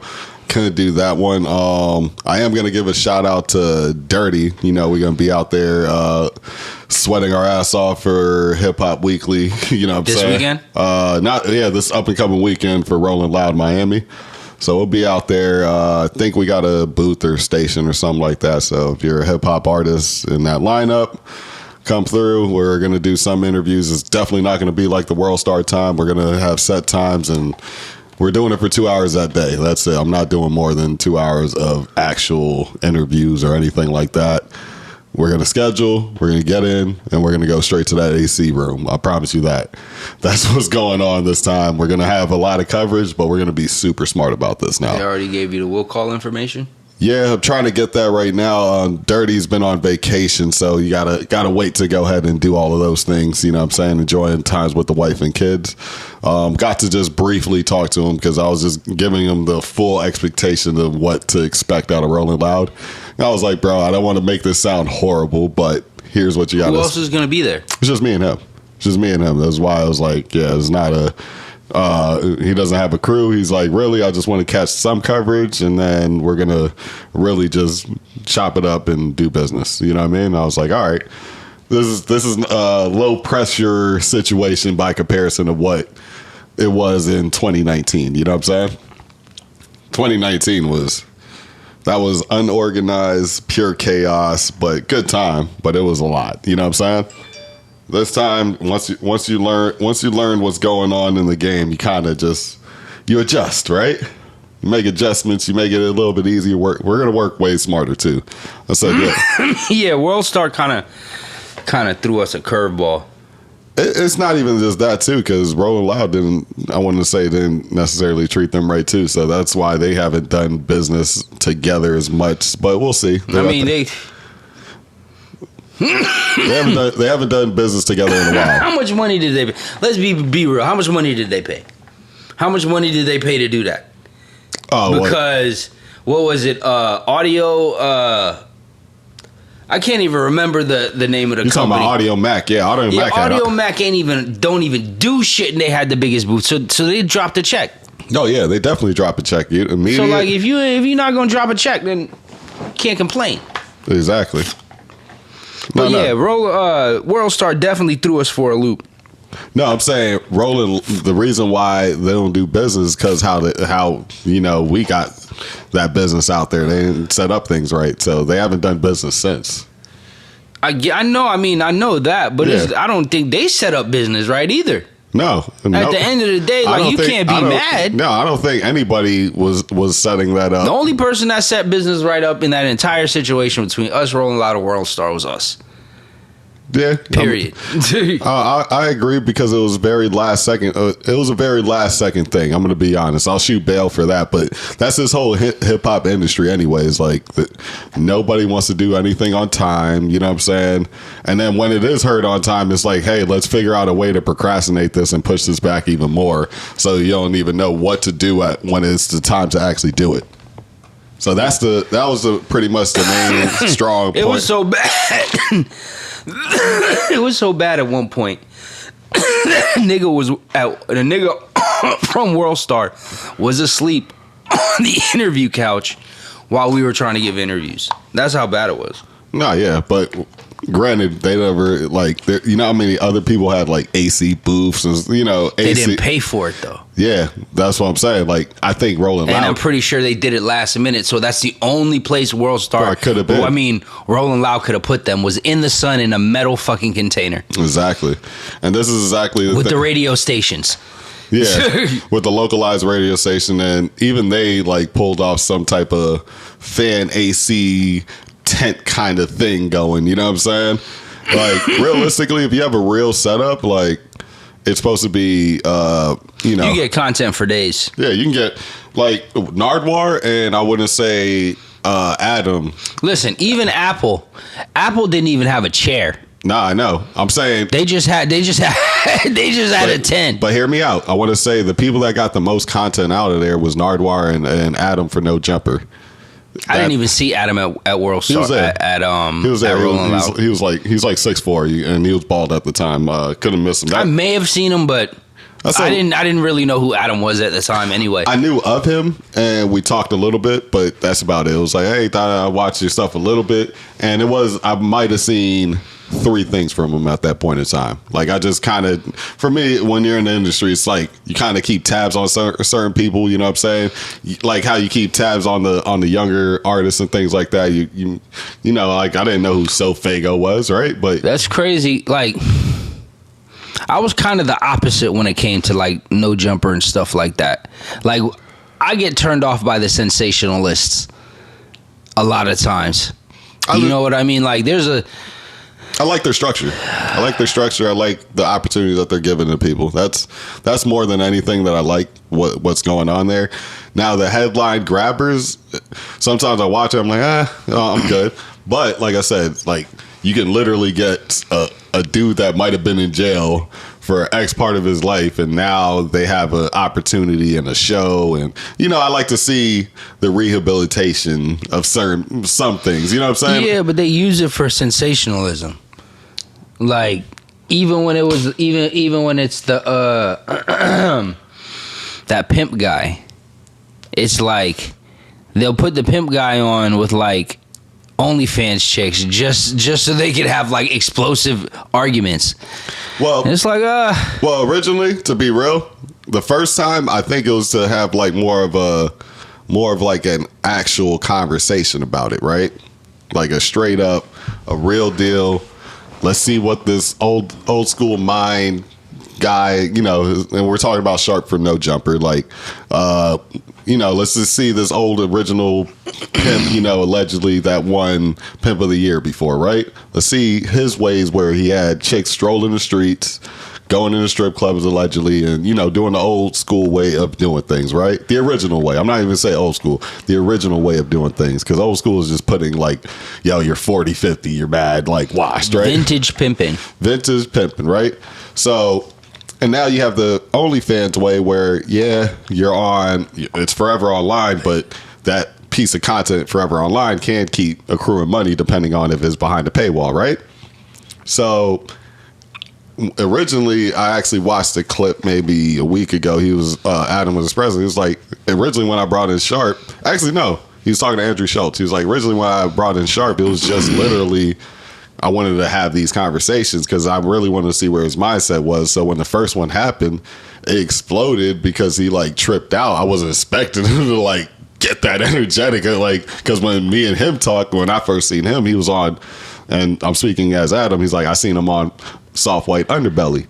And that's the thing where they interview like street level people. When we're saying street level people, we're talking about people that actually walk the streets, and street walkers and pimps and crackheads and fiends like that. So there's Marc from Soft White Underbelly. That's how Sharp got pretty famous again, because he had like 1 million views or something on that. Adam brought him in for an interview. Then he said, hey, you know what? Why don't I just have you talk to some of these chicks? I'm starting to manage OnlyFans chicks. I think it's just interesting. Adam knew what the fuck he was doing, bro. Listen, bro. It's listen. When he had that interview, let's have this pimp talk to these chicks. Like, let's see what happens. Because you have that's a recipe for destruction. Yeah, no, because when I seen the interview with him and Adam, it was just a straight calm talking. Yeah, that's 2 niggas. Exactly. That's 2 guys. Now you talk to a pimp. Now you have a pimp. This is a completely different situation with a woman. Well, I would say selling sex. I would say the girl. He was talking to OnlyFans girls. I want to say the women when he talks to the more mature women. I'm just talking about women. Period. That's selling sex without a pimp. No, I get you. From his lifestyle, exactly. Like, it's bitch, already. She's just a whole bunch of bitches. It's bitch, bitch, bitch, bitch, bitch, bitch, bitch. Every other word is bitch. I can imagine. Yes and no. I'm trying to get to you where I've seen enough of these to where when he had Adam, when he brought the younger chicks of the OnlyFans ones, you know what I'm saying? When they're younger and they're like young and dumb and they don't really want to listen. That's the ones where he and when they really call him, really it just goes left when they call him out his name. I'll be real. They'll say something slick like "you're a bitch" or some shit like that, and then he ain't having that. You know what I'm saying? I'm pretty sure his backhand is itching him every time they say some wild shit. Facts. Allegedly. Facts. So like you'll have sharp talk, right? And then, but when he talks to like, let's say an older chick or a porno chick or whatever like that, he's actually more respectful because they don't call him out of his name. I'll give him that. Like I've never seen him talk to like let's say Julia Fox, which is, like that's a older porno milfy type of chick or whatever. Julia Fox? Yeah. She's an actress. She's not a porno. Oh, no. Actually, yeah. Okay. No, there was some Peyton Presley or some shit like that. Okay. Yeah. She's a porn chick. She's a porn chick, right? So, like, he did one with her, and that whole thing was, like, she said some dumb shit, but not to where he was bargaining on it, and he was giving her, like, why don't you, he's mostly asking, like, yo, what's your end game? Like, what's your goal out of this? So, you know what I'm saying? Like, if you give him, like, a real answer, like, yeah, I got in this to be in this for about 3-4 years, this and that, and he's going to ask, hey, so what are you going to tell your kids when you see? He's like, listen, we all have sins, this and that. So, like, the ones that kind of go straight at it and don't call him out his name and just like, yo, I actually have a plan, and just they're going back and forth with that, it's a straight combo. You're not going to get sharp to rise. But now, if he's asking that question, you're not answering it, and he's like, yeah, but I asked you about you know what I'm saying? And then it might be a hard question, and then they start deterring everywhere else. He'll start getting frustrated with that because he's sitting there like, I'm asking you a question. You're just literally going around every way and not just answering like, hey, this is what I want to do. This is why I want to get out of it. So and he'll get more, and he'll also get upset if they're just in it and they have no game plan. He's like, what are you doing? You know what I'm saying? Like, you're in this, but you don't have a game plan. At least, like, when I was in it, we would have goals. We would set the goals, and then if they needed to be out free, back to the world and everything, they had money, they had this and that. They had everything that they needed to. And some of these women out here, they got families, they're doing their thing. You would have never known. You know what I'm saying? And that's the one thing he likes, the anonymity of the old school rather than the new school. That's the defense I've seen in it. Yeah. But as Adam, as the string puller, there is no privacy no more. Mm-hmm. But Adam as a string puller, yes, he is gonna, once he sees something working, oh, Sharp popped off on this, I'm gonna run that back again a few times. You know what I'm saying? But you know what I mean? He's also got to run a business too. You know what I mean? He actually said in an interview the other day, he's like, yeah, like we make $1 million every month. His overhead's it's still crazy though. You know what I mean? Even if you're making $1 million every month, you're still paying AD about 100, like, 6-figure check. You got to pay all those other people up there, and then you got to pay for the building, plus all your editors. You know what I mean? Because he's got like 2 or 3 editors.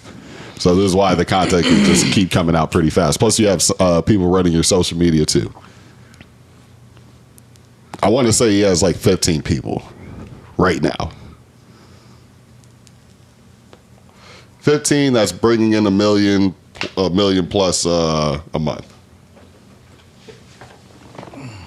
That's good. So that's really why, like, when I've been watching this stuff, I'm like, okay, how are you making this $1 million? I gotta, like, I'm just studying that. You know what I'm saying? Like, there's sensationalism for sure, because he does it with the titles. You know what I'm saying? Like, he might write something in the title. And mostly it's probably true to that statement, and then he made a whole channel for clips too. So it's just really, I haven't been watching him since 2019. I want to say the pandemic ain't over, but I probably want to say the back half of the past 6 months I've been watching him. You know what I'm saying? The past 6 months, I'll say I've been more watching him just because more talent has been coming on there. I've never watched it for Adam. I've maybe seen 2 interviews in total. And the interview that I seen that I got to know him a little bit was the Boonk one. Remember when Boonk fell asleep in the interview? Yeah. That was the first time I really seen Adam. And then there was like another interview down the road, and I seen him. I was like, okay, this is a thing. And then I seen him at Rolling Loud. that's the only reason why I was like, oh, that's the same guy that did the interview with Bunk, and he wasn't even that big at that point in time.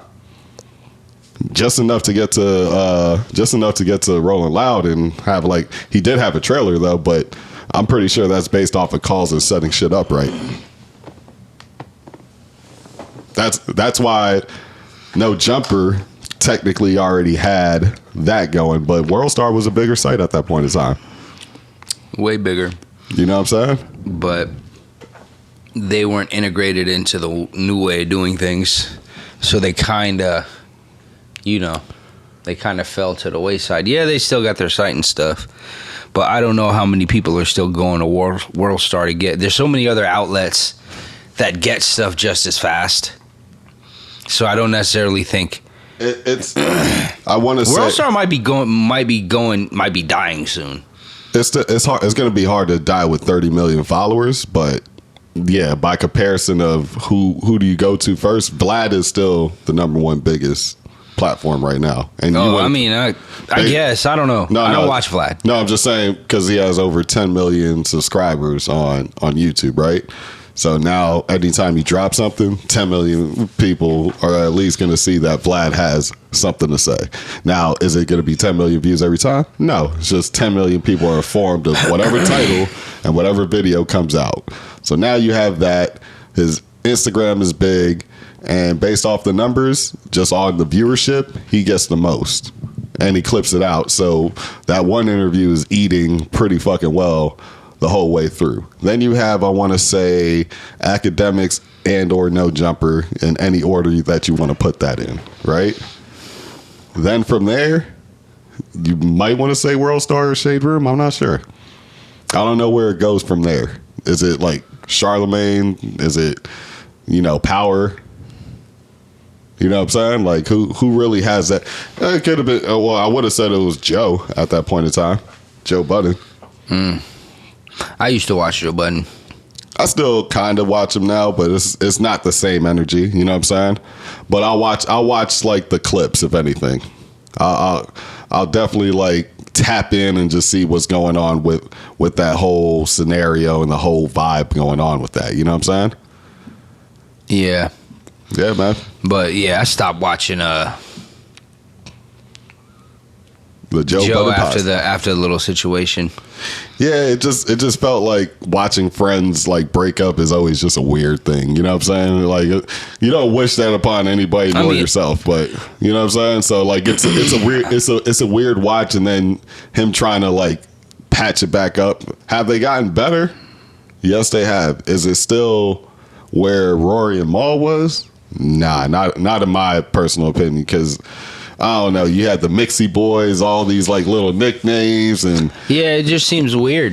Yeah, it's not. It's a show, but it's not the same energy. You know what I'm saying? It's kind of like, to me, it's like, all right, it's like when Star was on, when Star went to Everyday Struggle, or when even Wayno was there. Yes, it was still a comparable show. Yes, you might even watch it, but is it the same? Is it better? Not in my opinion. You know what I'm saying? Is it still good content overall? Is that show still coming on? Is that show still coming on? No. Everyday Struggle has been done for a little while now. Oh, okay. Wayno has his own podcast. Academic started up his own, and Nadeska is now on Apple's podcast with Old Man Ebro. Oh, she's on there? Yeah. And the only reason why I know that is because Rap Life will keep that damn same episode for like 2-3 months, and they won't change it. So yeah, I think it's a Rap Life podcast actually, or something like that. So yeah, I mean that's where all these people ended up going. Wayno's still a manager in the game too, so he's gonna be fine either way. He is. Who's he managing? You know what? I am wondering that, but I would think after. Does he manage any new acts or legacy acts? I think he had a few newer acts. I would have to look up now to see who he has like particularly right now. But I would think people would sign under him from being in that complex wing a little bit more, right? Like, yeah, that's a plus. That's definitely a plus. Like, but I mean, management is not like all right.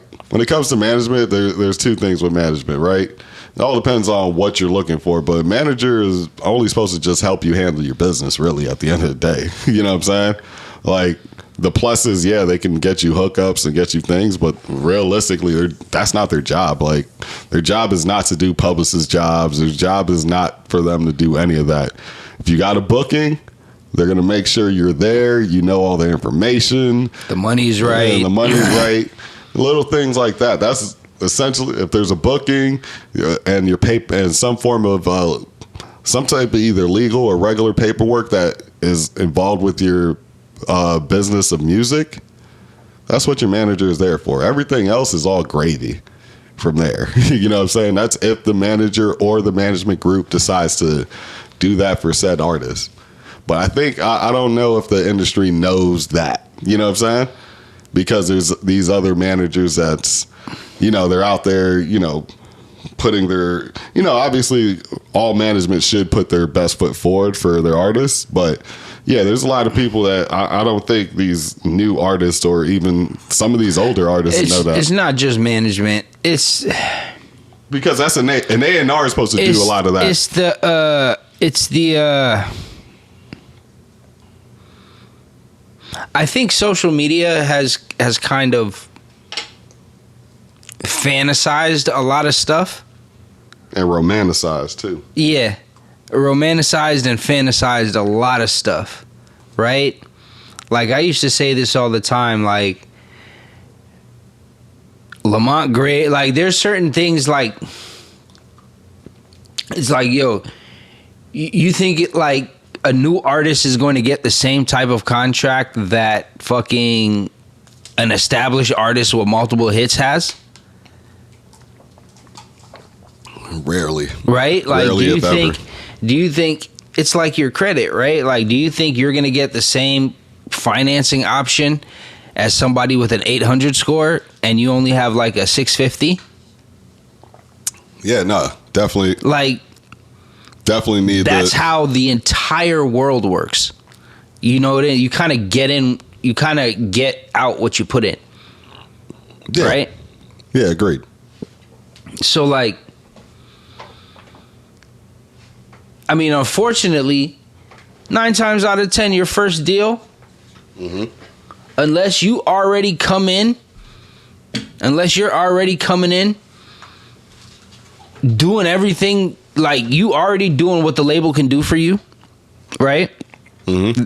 Your deal isn't going to be the greatest deal in the world. Yeah, not at all.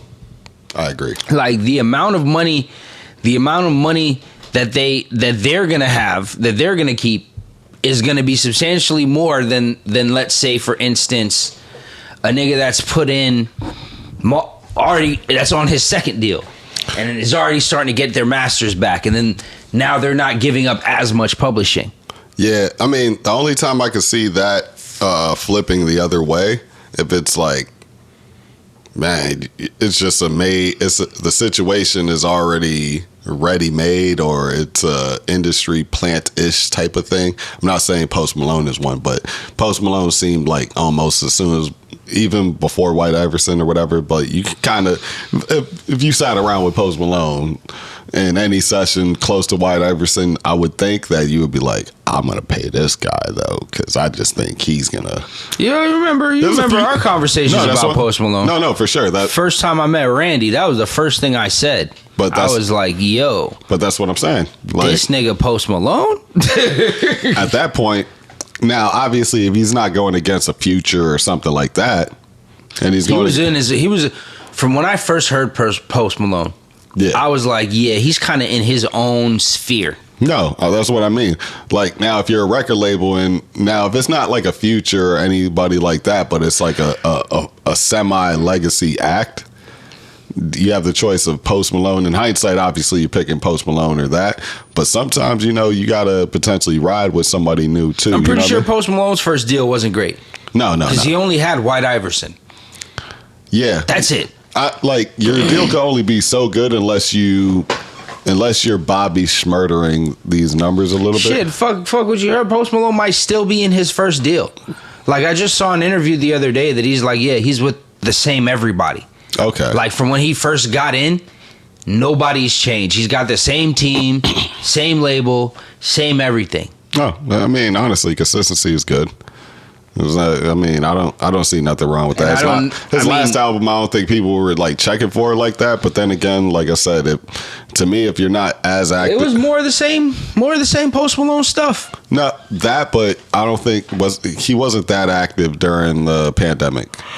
I mean, I feel like from what I hear, from what also, he's been saying, you know, I think he got a kid on the way. He's engaged. Yeah, he engaged back into normal, like doing life shit. But I'm saying no, I think he's engaged, like with the girl that's having the kid. Yeah, that's what I'm saying. He's engaging back in life, though. Like, you know what I'm saying? Regular life. Yeah. Also, on top of being engaged. Okay. Yeah. Like, you know what I'm saying? That's what I meant. Like, he's, you know, sometimes you got to like detach, and I'm happy for him, but I'm just saying, like, when you do that, though, just know as soon as you do that and you don't have music, you're gonna lose some footing. But he's an artist. As soon as he puts out music, that the tours, and hey, we're setting up the tour, so he probably like pushed it back a little bit to, oh man, I'm having this kid, I need to marry this chick or get engaged, this and that. So he probably had a lot going on and figuring out just life in general. You know what I'm saying? But had he, that's a hard thing to do in this industry. No, it is because, like I said, that could just make you fall. That could kind of derail what you got going on. That could make you fall real quick. Like, to me, I you already know I rock with Cardi B. She definitely got some hard ass shit. But if I had to say, like, is she as big as when she was? Nah, I don't think so. I don't feel like her impact is the same. She was everywhere like bird shit a few years ago. Yeah, facts. Meg too. That's what I'm saying. So, like, for her during the pandemic, she was out there, and you know, with the coronavirus, that shit, you know, and she might have had she had WAP. The WAP thing kind of, I would say WAP. Yeah, WAP was a moment. I would say the WAP thing was it was a moment, and it also kept the name alive. It didn't completely. She's not completely derailed. Let's be clear on that. But Cardi B has taken a slight step back as far as like being impactful or as impactful as she was before the pregnancy. Feel like she was active during the COVID thing for the most part, but the pregnancy part is what kind of dampened it down. So. And the same thing could happen with guys, you know what I'm saying? Because you'll see somebody, whoever, I'll say this. The person that set that up the best was Drake. The second person who had one of the best plans on that was Wiz Khalifa before Drake. Because he let he set up Juicy J as he was going to take his like leave of absence. You know what I'm saying? He already knew. He was like, all right, man, I think he had the whole Amber Rose thing going on. He was about to have Bash and shit like that. So he's like, man, I need time for myself. So if I put some energy in setting him up, once he said, all I got to do is fall back a little bit. So he set up Juicy J. Bands Will Make Him Dance comes out.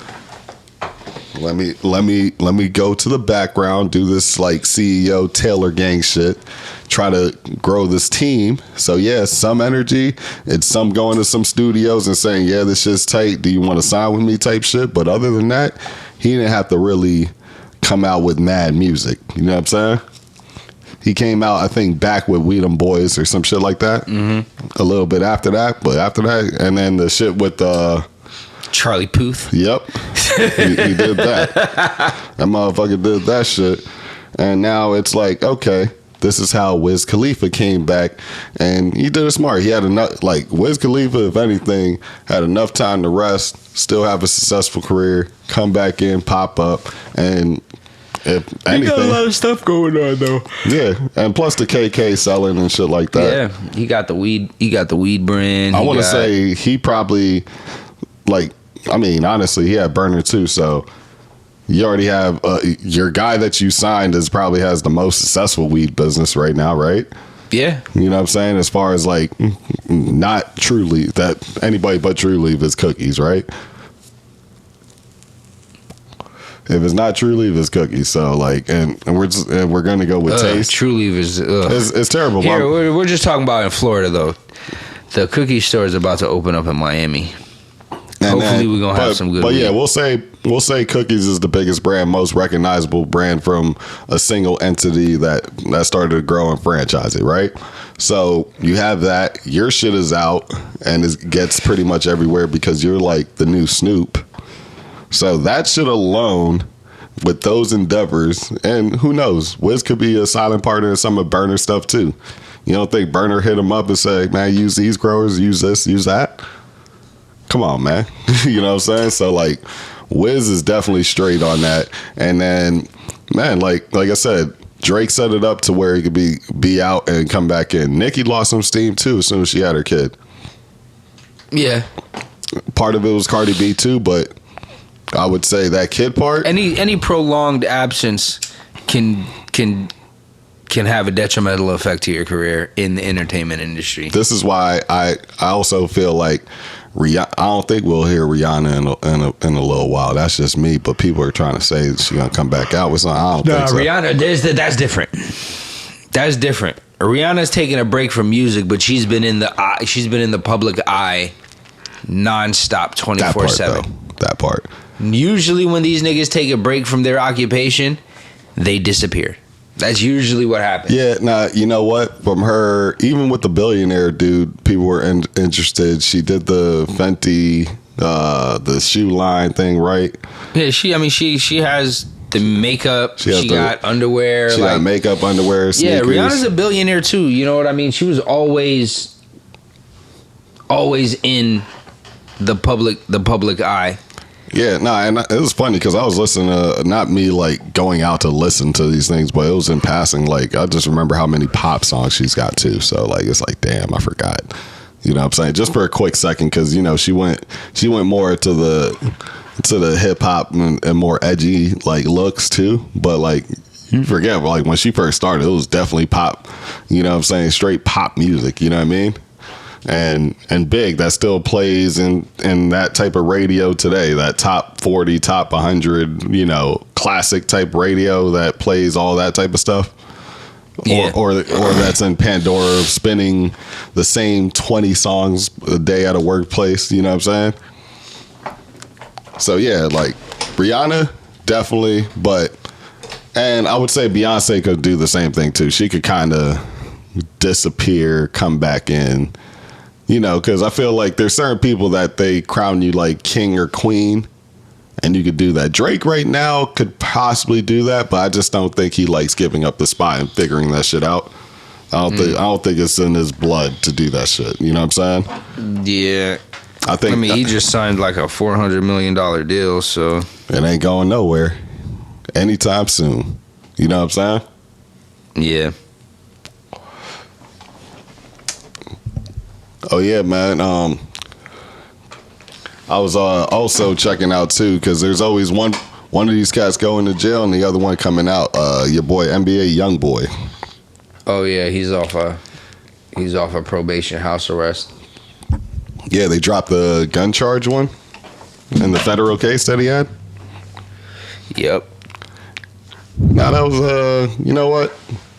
I don't always listen to music. I like maybe 3 or 4 tracks from NBA Youngboy from everything I've tried to hear. Probably listen to like 40 or 50 tracks of this guy. But with that being said, happy's out. You know what I'm saying? I'm hoping that, you know what? I'm hoping that actually in a weird way he could show like a good example type time. Mm-hmm. And then in some weird way, like some of these kids could actually follow it a little bit. You know what I mean? Because if you got somebody going like super wild, but then now is like kind of Snoop Dogs it a little bit, got youth programs and doing little things like that, that'd be kind of cool. I would think. You know what I'm saying? Okay.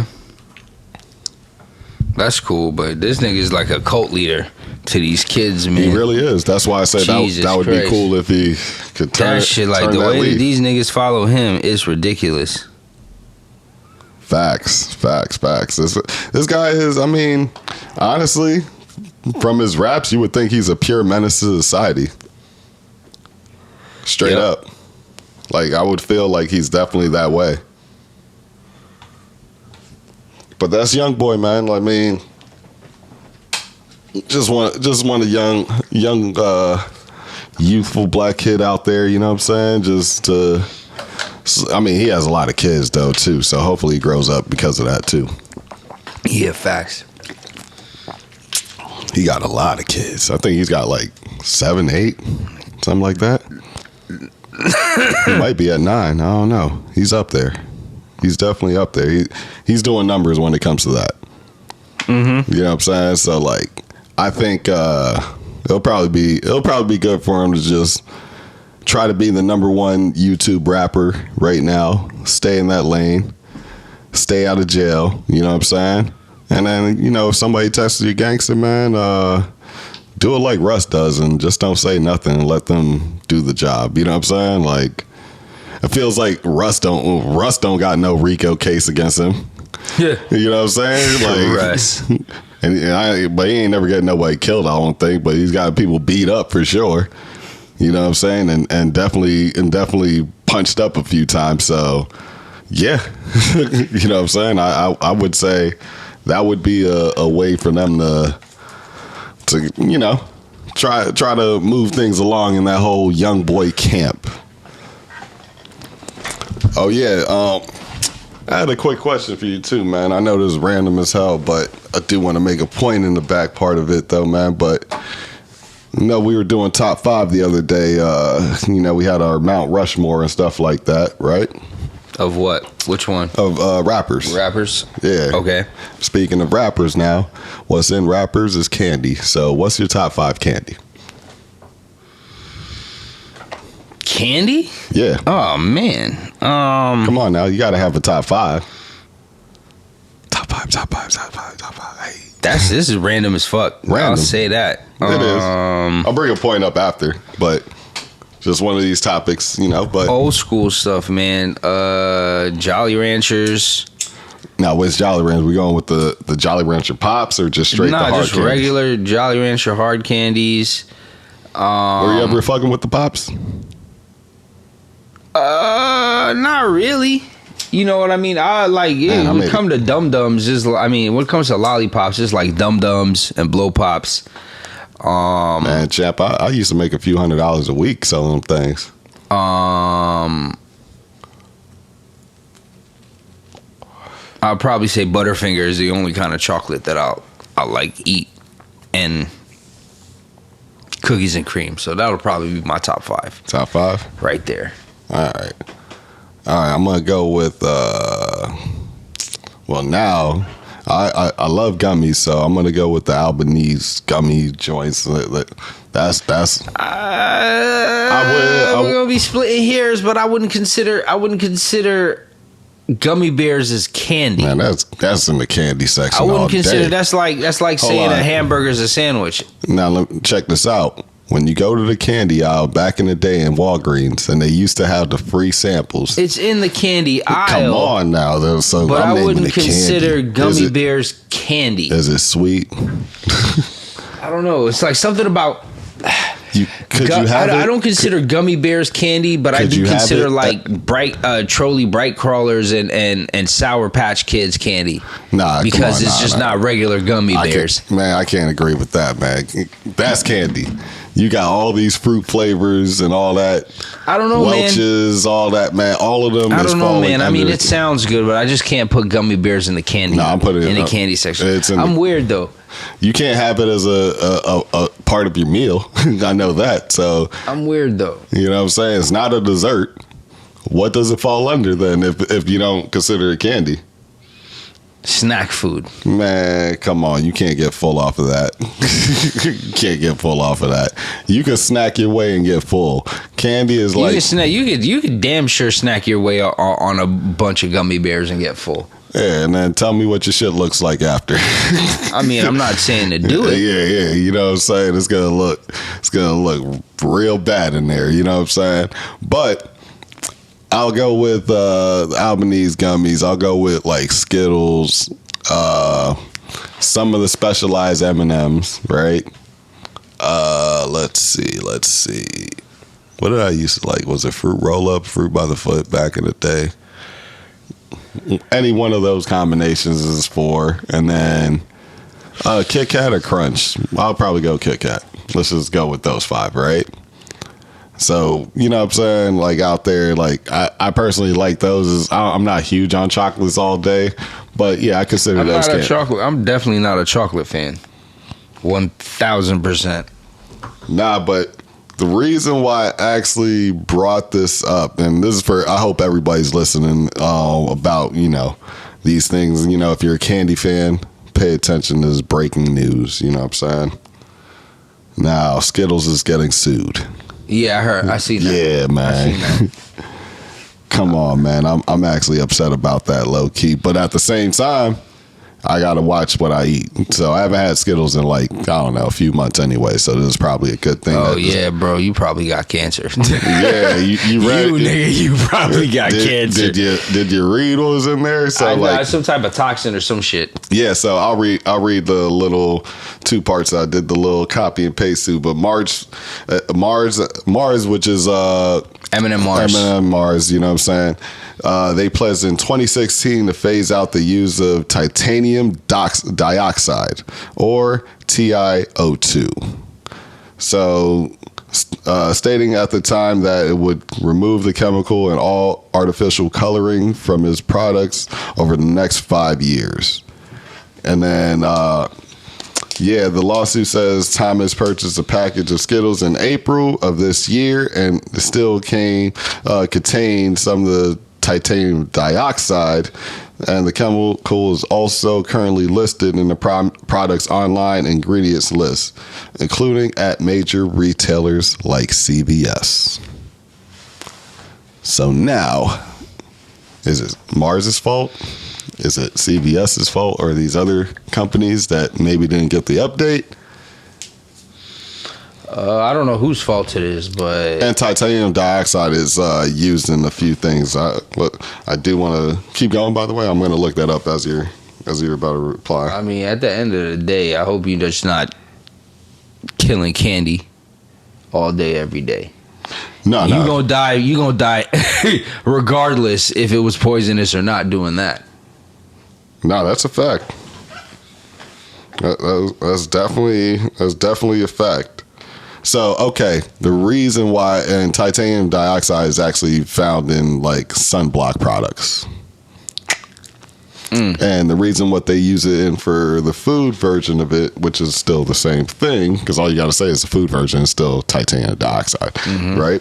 So, it is used in sunscreen as an effective protection against UVA and UVB rays from the sun, which create physical barriers between the sun rays and the skin. The reason why I'm thinking that they do that is when they color those candies, it's actually to preserve that actual look, even though it's covered in it's just to preserve the color. Preserved, I mean, but shit, preservatives are bad for you. Period. Exactly. So that's why half of the food that most niggas is buying is organic.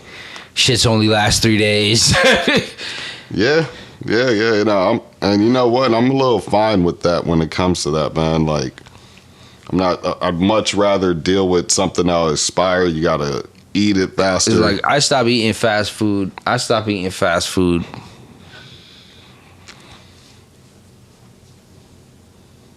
Damn, bro. Probably like 2005. So when you mention fast food, you're mentioning the McDonald's and all these things in the world, right? Yeah. But what else do you consider fast food? I mean, I don't eat at Subway. Okay. Like food that's been out and kind of... Yeah, like that type of shit. Like, you know, McDonald's shit doesn't spoil. No, we've been on that. Right? Like, how far do you think you're going to go eating that all day, every day? No, for sure.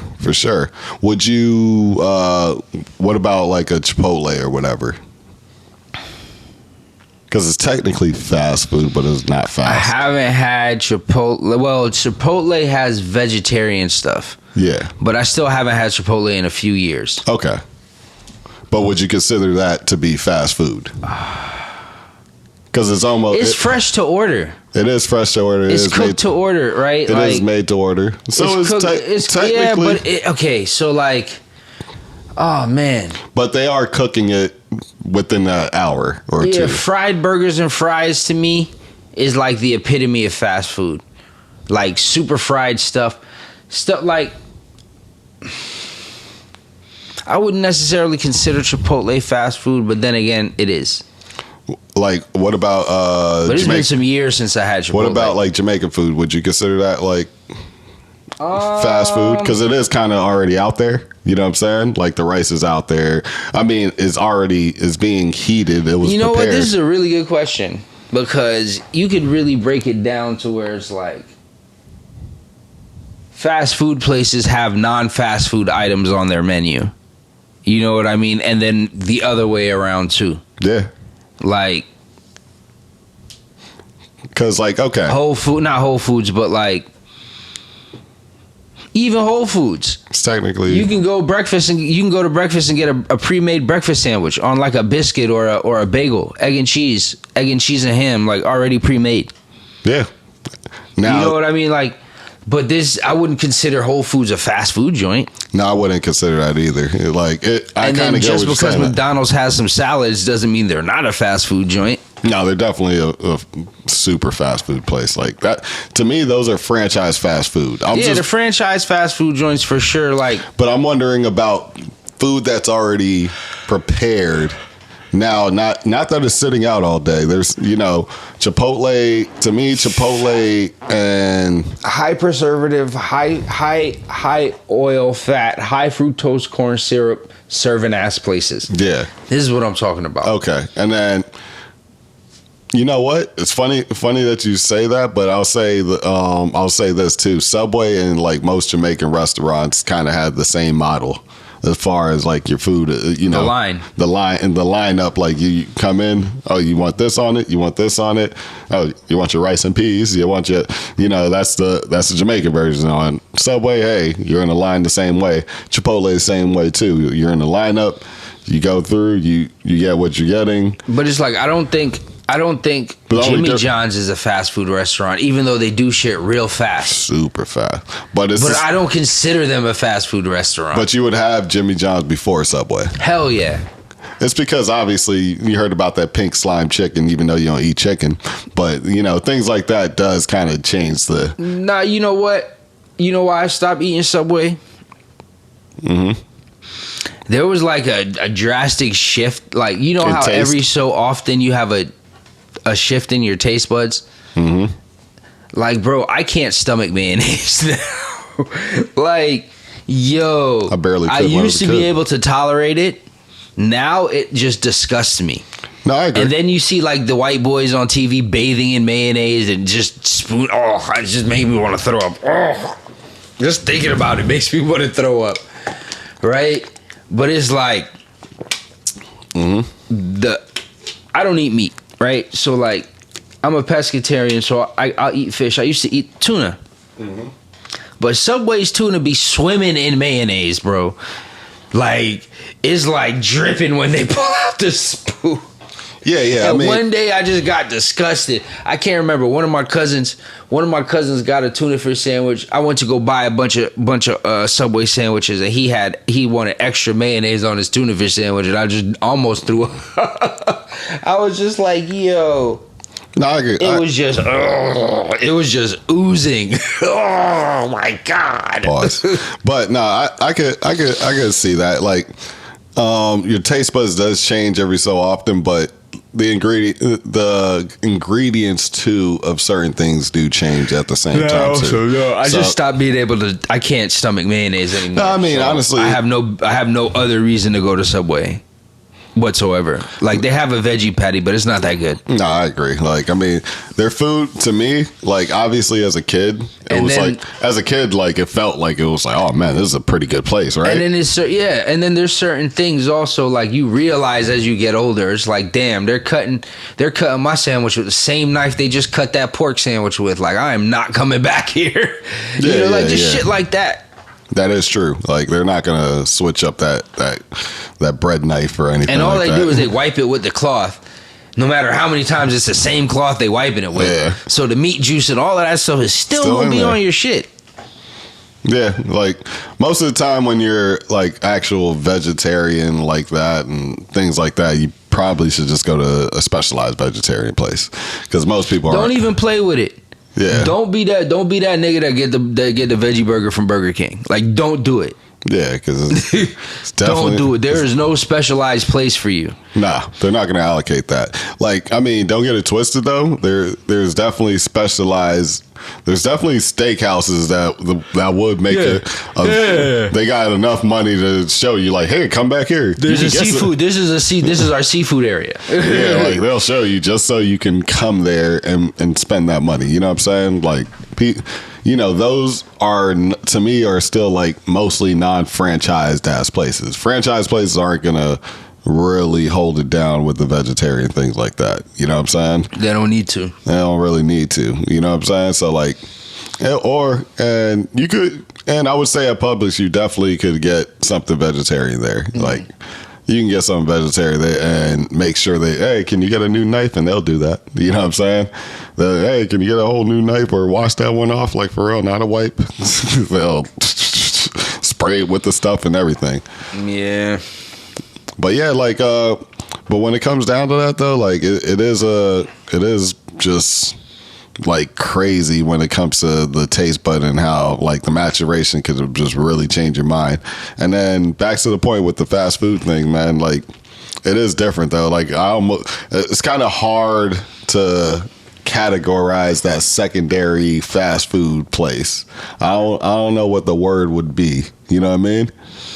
Like, I really don't know what the word would be, but it's definitely still a fast food quick place. Bites. Yeah. It's already, because, you know, there's made to order, but made to order is like, seriously, like they're literally just making it right then and there. And that's rare too. Like, you know what I'm saying? Most places are already going to have your rice kind of pre-made. You know what I'm saying? Like, the rice is already hot somewhere, you know what I mean? And now we might have like 3 or 4 rice stations, but now the main part of the food, like if you get like a big fish, a big chicken, a big steak, that's the part where they're making that right then and there, and we're gonna make that pop. You know what I'm saying? That's the only time that you really see things like that, you know. But nah, man, you know, just had to ask you that question, man. You know what I'm saying? Shit, man, you got anything else in your books? There was something I wanted to bring up because it struck me the other day. Like, I don't know if I'm the only nigga that can't do this, but it's like, yo, bro, I can't piss when I'm on the toilet taking a shit. Like, I literally have to finish shitting, wash my hands, and then go pee. Flush the toilet and then go pee. Like, I cannot. I don't know if it's mental. I know one time my dick fell in the water, and that kind of really freaked me out. I'm not gonna lie, but like, I can't. I can't do it in that order that you said it in. And that's happened to me before too, and I've taken a shower right after, for sure. Same. Yeah. It's just, oh my God. Yeah.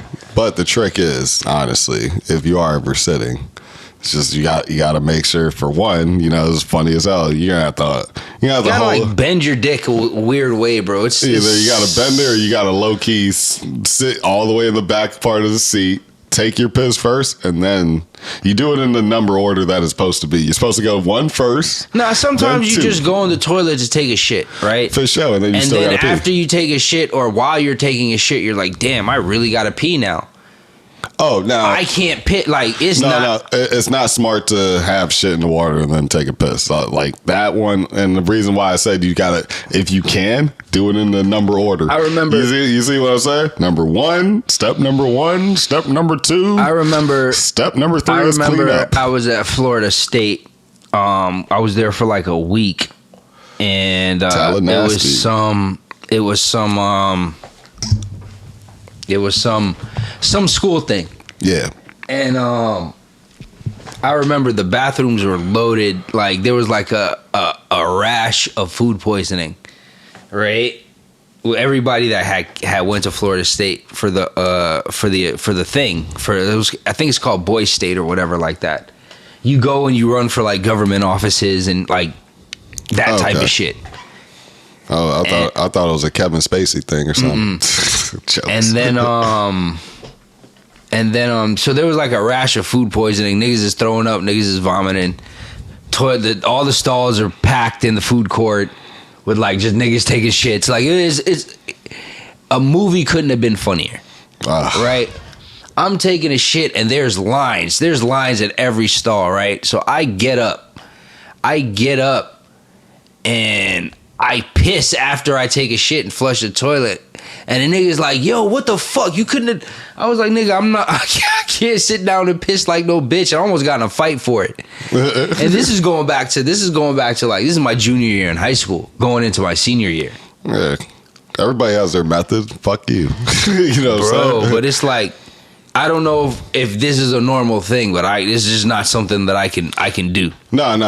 Like I said, man, I tried, like, there was one failed experiment where that happened to me and I took the shower and I was just like, okay, yeah, like if I'm going to find out if I need to take a piss first, you know what I'm saying? Like before I take this shit, because my shit is not falling in the water with that shit in the water, literally at all. It was like, ugh, you know what I mean? But this is like years ago. You end up learning that thing pretty quick, you know what I'm saying? Obviously, as a freaking, as a young boy, like, your shit's not touching the water, but you know, you grow up, it's probably gonna get there, you know what I'm saying? So, yeah, man, it's that's so true though. Like, it's definitely like the worst thing that's one of the worst things to deal with. Shit and pissing at the same time. Oh my god! No, if you could do it, you are a different individual. You know what? That's not something that I can do. You know what hasn't happened, and that's like Blumpkins, bro. Nah, for sure. Like, dude, I've never had it happen, but I can never foresee myself. Never foresee myself trying to get head while I'm taking a shit. Nah, I couldn't. I like, first of all, God bless her. You know what I'm saying? First of all. I could never talk to that girl again ever in my life. Like, she's like, oh, like she's just dirty after that. Man, that and chicks that would fuck with like the football players right after, or like after a game they get them done. I'm like, bitch, I'm not even, I can't talk to you. I can't even look at you because I've been in them locker rooms. It smells like nothing that you ever want to be around. You know what I'm saying? That's first, second, and third. Fourth of all, when it comes to that too, that bitch ain't never gonna come around me if she's doing that type of shit. Like, yeah, I'm gonna allow it, but that shit ain't going the motherfucking way down. We out of there. You know what I'm saying? Like, we out of there real quick right after that. You feel me? But nah, like, could I actually want that to happen? Like, hey, let me finish. You know what I'm saying? Like, oh God, I'm gonna be like, yeah, let me go ahead and finish. Like, let's get off me for a second. That's disgusting. And after, listen, I don't want a bitch. I wouldn't want a girl in the toilet room when I'm taking a shit. Like, that's a cold hard fact. You know what I'm saying? I could take a piss, but that's, even then I'm kind of like, you know, but I could take a piss. I could walk around naked. They ain't nothing. But other than that, like, there's certain acts. Certain things that are absolutely off limits. Yeah, that's why even in the, you know, the master bathroom, there's still usually a door. Now there's been doors around these toilets. Because, I mean, honestly. They are toilet rooms. There's toilet rooms 9 times out of 10. Back in the old houses, though. Yeah, it was just a toilet. It's just a toilet. It is what it is. Toilet right next to the sink. And usually it's like, you could use the bathroom, but it's like, the newer designs figure that shit out. Like, separate that. You know what I'm saying? Put a door in between. Yeah, put a door in between. Let's space this out. You know what I mean? So like, that is definitely a thing. The next thing that I would say guys deal with, you know what I mean, is, and haven't had to deal with this in forever, because I would say the ergonomics has gotten better. You know what I mean? If you don't know that word, look it up. But the zippers has gotten better. You remember the zipper on the on either your Jimmy or your balls, bro? Oh man, I want to say as a kid, I got torn up at least 4 or 5 times as a kid. Yeah, a few times. Not paying attention. Yeah, but as an adult now, like I feel like after that 4th, 5th time, that shit hasn't happened in like since damn near grade school. But that pain was next level. Facts. That shit right there, I could. Ooh, I'm talking about like knee shattering pain. You know what I'm saying? You'd go down, but you still would have to figure out how to unpinch it. Oh God. So I remember seeing that on that movie, that old school ass movie, Something About Mary. When I seen that, I was like, oh my God. I was like, how did you get around? Son, like, how did you do that? I didn't do that. Son. Oh my gosh. I was like, yo. Something About Mary. That scene right there. Wow. Classic movie. Yeah. That one right there was crazy. So like, yeah. Those are 2 things when it comes to the Jimmy that's painful and nasty. When your tip hits the toilet water, or when you actually run a zipper up your nuts or your tip, it's like, God. These are things that women don't ever have to worry about. No, I don't think I've like, unless your shit is floppy, baby girl. You know what I'm saying? Unless you got the Dumbo ears out here, you should be okay. You know what I'm saying? You should be able to zip and not have not one issue. You know what I'm saying? Not one issue.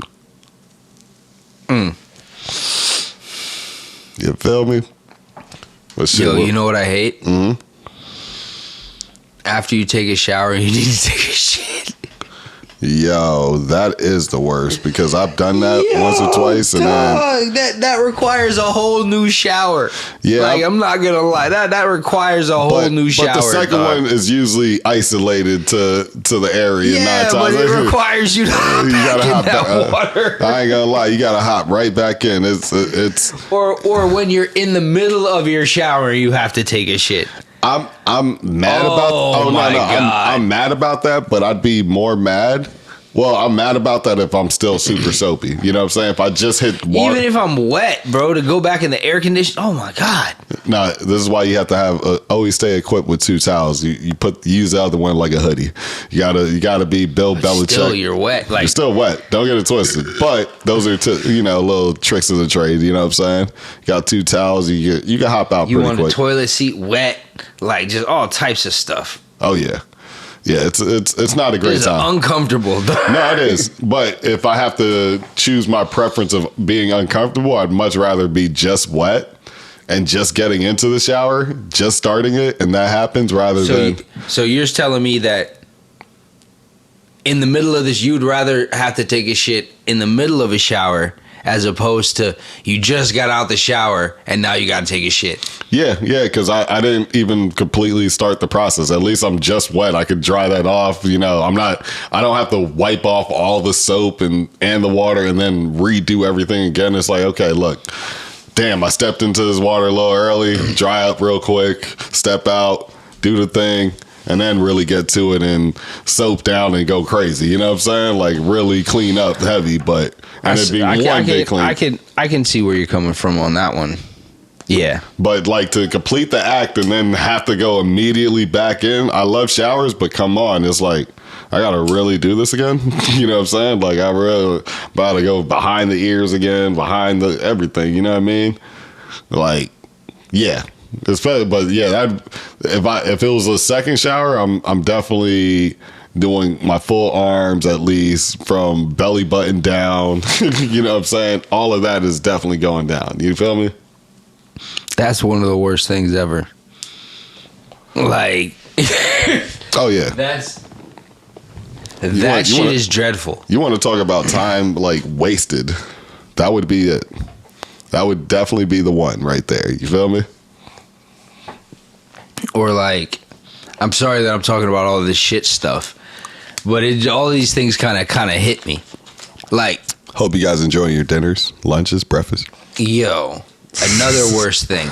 Like, you know when you take your shower to go to bed? Yeah. The freshie. Dog. When you have to shit hours later. That's always that's another shower, bro. Yeah. That's why usually like after that shower is like I'll snack. I won't go too crazy. You know what I'm saying? I try not to go like I'll eat before. You know what I'm saying? Listen to me. I won't eat out because I'm not trying to take a shit out. You get what I'm saying? I get that concept. I eat home. I try and get all of that stuff done. I don't want to have food in my mouth. You know what I mean? Like, I'll tell you this: if I'm on vacation, I don't mind. Like, if I'm on vacation, I don't mind eating out because I'm probably like near the hotel, anyways. For one, you know what I'm saying? Eating out is different than going out and eating. Yeah. You're talking about like you. If I'm going out, if I'm going out to go out to club or a bar or something like that, you're not trying. Your intention is not to eat at that moment. Yeah, like or when in that whole time. Yeah, bro. Like I'm not trying to.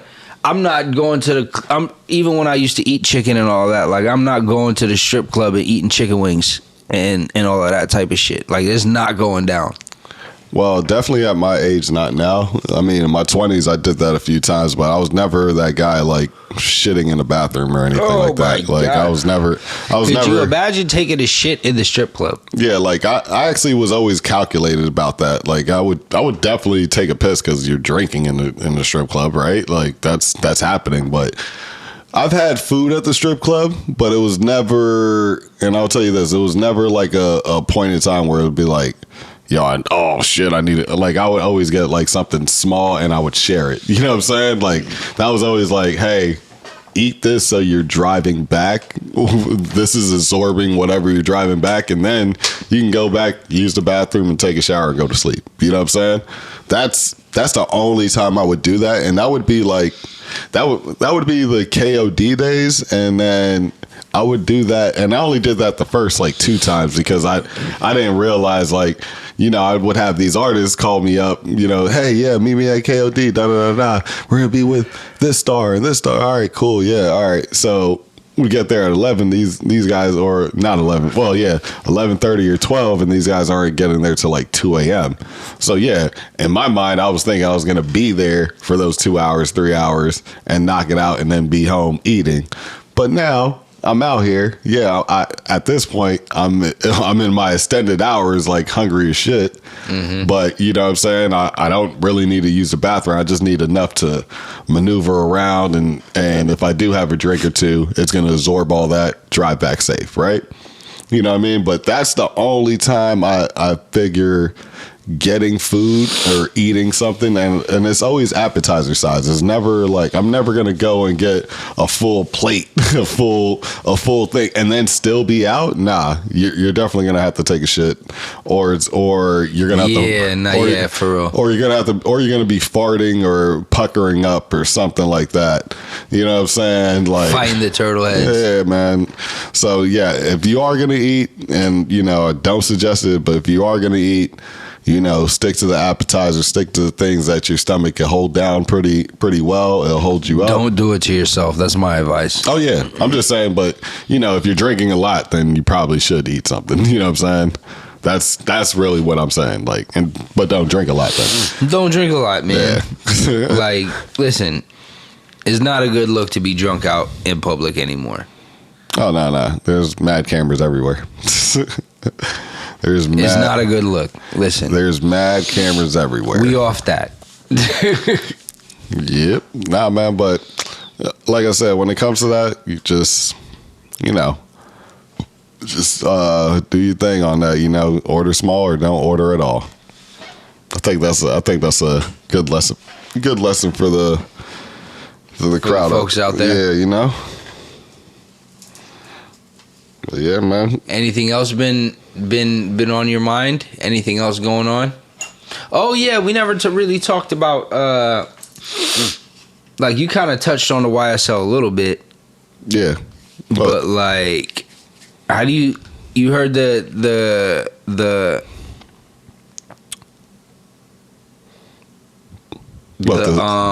thing about Gunna and the nurse? Oh yeah. Just so if people haven't heard, the allegedly Gunna had, and this is from the prosecution side, so we know they're coming in hard and hot and everything like that. But they said allegedly Gunna coerced a nurse to get him and others cocaine and weed for inside the jail cell, pounds at least. Yeah, to smuggle it in. To smuggle it in. Allegedly. You know what I mean? And this RN apparently is now lost her license and a job, and yeah, and you know. Yeah, it's kind of. I hope the coke ain't for him. That's all I kind of really. It's weird to think about it like that. You know what I mean? But I just hope the coke ain't for him. You know what I was talking about the other day? I thought a little more highly of Gunna, highly of Gunna, than to be a cokehead. I thought he was more of a downer guy, if I had to guess. You know what I'm saying? Like, you know, based but when off. you want all those downers. Maybe there's something to balance it out. Who knows? But when it comes to Gunna, right? I'm looking at it like you have him doing potentially coke, but the pounds of weed to me was like, how can you really hide that smell? Like, even if they're cooking, you know, it's lunchtime and everybody's cooking. No, that's easy. Not the not the weed pound, but I'm talking about while actively smoking it. You know what I'm saying? It's kind of. Just take it from me. Mm-hmm. Listen, it's really easy. Okay, I'm pretty sure mad people got the cigarettes and there's like fucking walls of that shit going on. Of course, yeah, and then even in places where you can't smoke. Listen. Yeah, for sure. Even in the places, most jails you can't smoke in. Like, it's not a prison, right? Mm-hmm. Prison usually, or used to, at least in the state of Florida, you used to be able to smoke, but you can't anymore. But most jails, there's no smoking. Yeah. Right? Niggas is smoking. No, that's a fact. That's a fact. I mean, honestly, yeah. Niggas got cell phones and shit. That part is true too. That part is true too.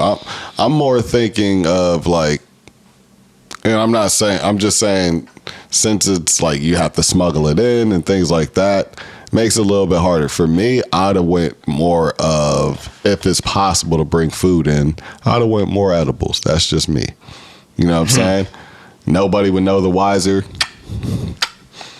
Yeah, hey, yeah. Nah, niggas is trying to smoke in jail, trust me. Nah, for sure. I'm just talking about depending on the person. You know what I mean? Hey, you got a bunch of gummies, got a bunch of like chips, crackers, brownies, whatever, you know what I'm saying? Hey, man, I'm getting these from the canteen. For real. Canteen joys. It's like, hey, I ain't never seen that one. Yeah, you ain't gonna never see it. Like that. That's just me. That's like, it would be real smooth. You'd be in your vibe. You'd be chilling out the way, you know, as much as you could be. And yeah, like, because obviously to me, like, if you know what I'm saying, if you are sparking, you're gonna have people like pulling up and all this, and you need like a lookout. You probably need it becomes a whole program.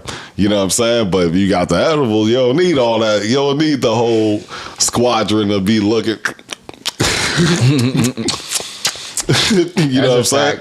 That's a fact, but niggas is trying to smoke. But for sure, that's the caveat. Yeah. Niggas is trying to smoke. Yeah. So it's something for your hands to do or something active to do. That part is. Oh man, that part is. Speaking of Gunna in them, yo, the prosecution got us waiting for the fourth group like it's a weekly episode, dog. 60 days and like, counting. Jesus Christ. Day 58. Oh, they've been in there 58 days? Well, no, I was talking about it was 60 days so calling out for the next two groups that you were talking about. So I said it's day 58. They announced it about 2 days ago, roughly, when that report came out. How long they been locked up?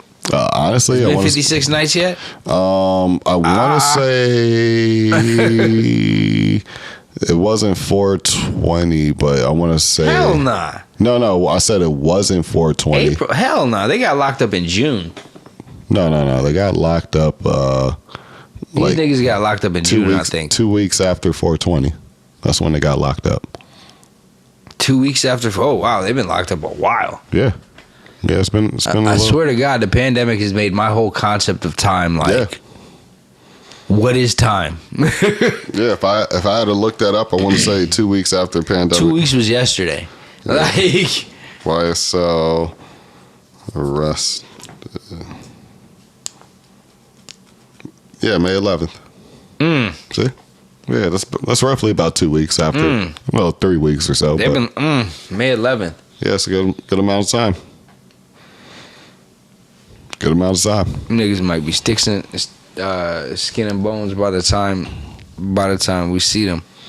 Well, I mean, I'm pretty sure. Gunna lost a lot of weight. He probably. Some of them end up gaining weight after a while too. Mm-hmm. You know what I'm saying? I feel like Thug's probably going to end up gaining weight. But the thing is, though, I mean, they're basically in ISO. You know what I'm saying? They're not with the GP, so like, I mean, in jail, you don't really get to exercise or do none of that shit, anyways. Nah, not in jail. Yeah, so like if you're locked up in jail, like and sentenced, they let you like walk around and play basketball and shit. Mm-hmm. But I don't think he's able to do that right now because he can't be with the GP. So, and what GP is general population for everybody out there. But yeah, they can't be out there with them. So he's probably just, you know, doing a little bit just in ISO, basically doing what he can. You know what I'm saying? Probably taking calls whenever he can, whenever they give it to him. You know what I'm saying? But shit, that one is kind of it's a rough time. It's a rough time for him. You know what I mean? And I was never expecting that type of charge to be on these guys, but you know, yeah, man. Oh yeah, and you know what? Boosie actually said this the other day. He was like, man, no. He was like, nobody in my crew or nobody could be around me doing gang handshakes. It's just banned. You know what I'm saying? So he banned. They watching. He said he banned all that. He said his son was trying to do. He was like, he cut that from his son doing it. He was like, if anybody doing it around me, and I'm gonna give them like, they barely gonna get a warning, dog. I'm gone. He's not playing around with that shit. And you know what? I agree with him. I agree with Boosie on that. Well, I mean, especially given his history. Yeah, actually, did you see that Boosie? Like, I guess it was detained for a second. When? It was like in a traffic stop. It was on TMZ, actually. Was it recent? Yeah, it was cursing out everybody, man. It's pretty recent. Definitely this past week, for sure. Like, some trooper pulled him over, pulled him out the car, said it smelled like weed, whatever like that. They gave him a ticket for the car smelling like weed. They didn't find any weed. I don't even know if that's like a real charge, but... In California? I think it might have been in Atlanta. They gave him a ticket for his car smelling like weed. But they couldn't find the weed. And he was like, man, he's like, man, I'm tired. You know when black people saying they tired, he's going in. Yeah. Boosie's super tired. I mean, he got kicked off of Instagram again. Yeah, he's tired of that. He was. They say he was praying for Zuckerberg's death. It's like, fuck you. Dog, why they keep kicking him off of Instagram, dog? Bro, that part I don't know. That shit is hilarious. It's hilarious and it's like a joke at the same time. Or actually it's the same thing, but it's funny and it's sad. Like he keeps getting back on Instagram just to get kicked off. Yeah, and it does suck too, because like I think he's had millions of followers on his, like, the one that went away, right?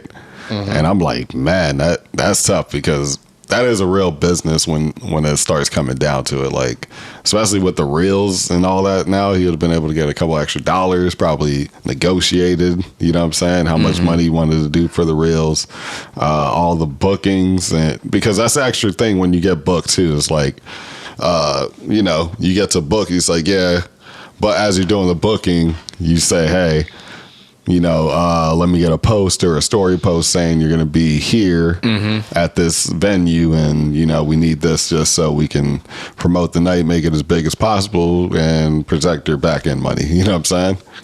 And that's usually a part of the contract or whatever, depending on which booking agent or which people you're going through. You know, you might just have some street promoters like, hey, yeah, man, just, you know, shout out our company and shout out tonight. You know, make sure people come through. Let them know when you're coming. You know, and that's it. So yeah, you'll have those things. And for Boosie and the circuit that he goes through when he goes like on his little tours and does all those little shows. It's a valuable piece of like basically equipment almost. Like it's a tool for him that's gotten stripped and taken away. So I feel bad for Boosie, man, but you know what I mean? I almost want to say prayers up. He ain't gone or dead or nothing like that, but prayers up for his Instagram account.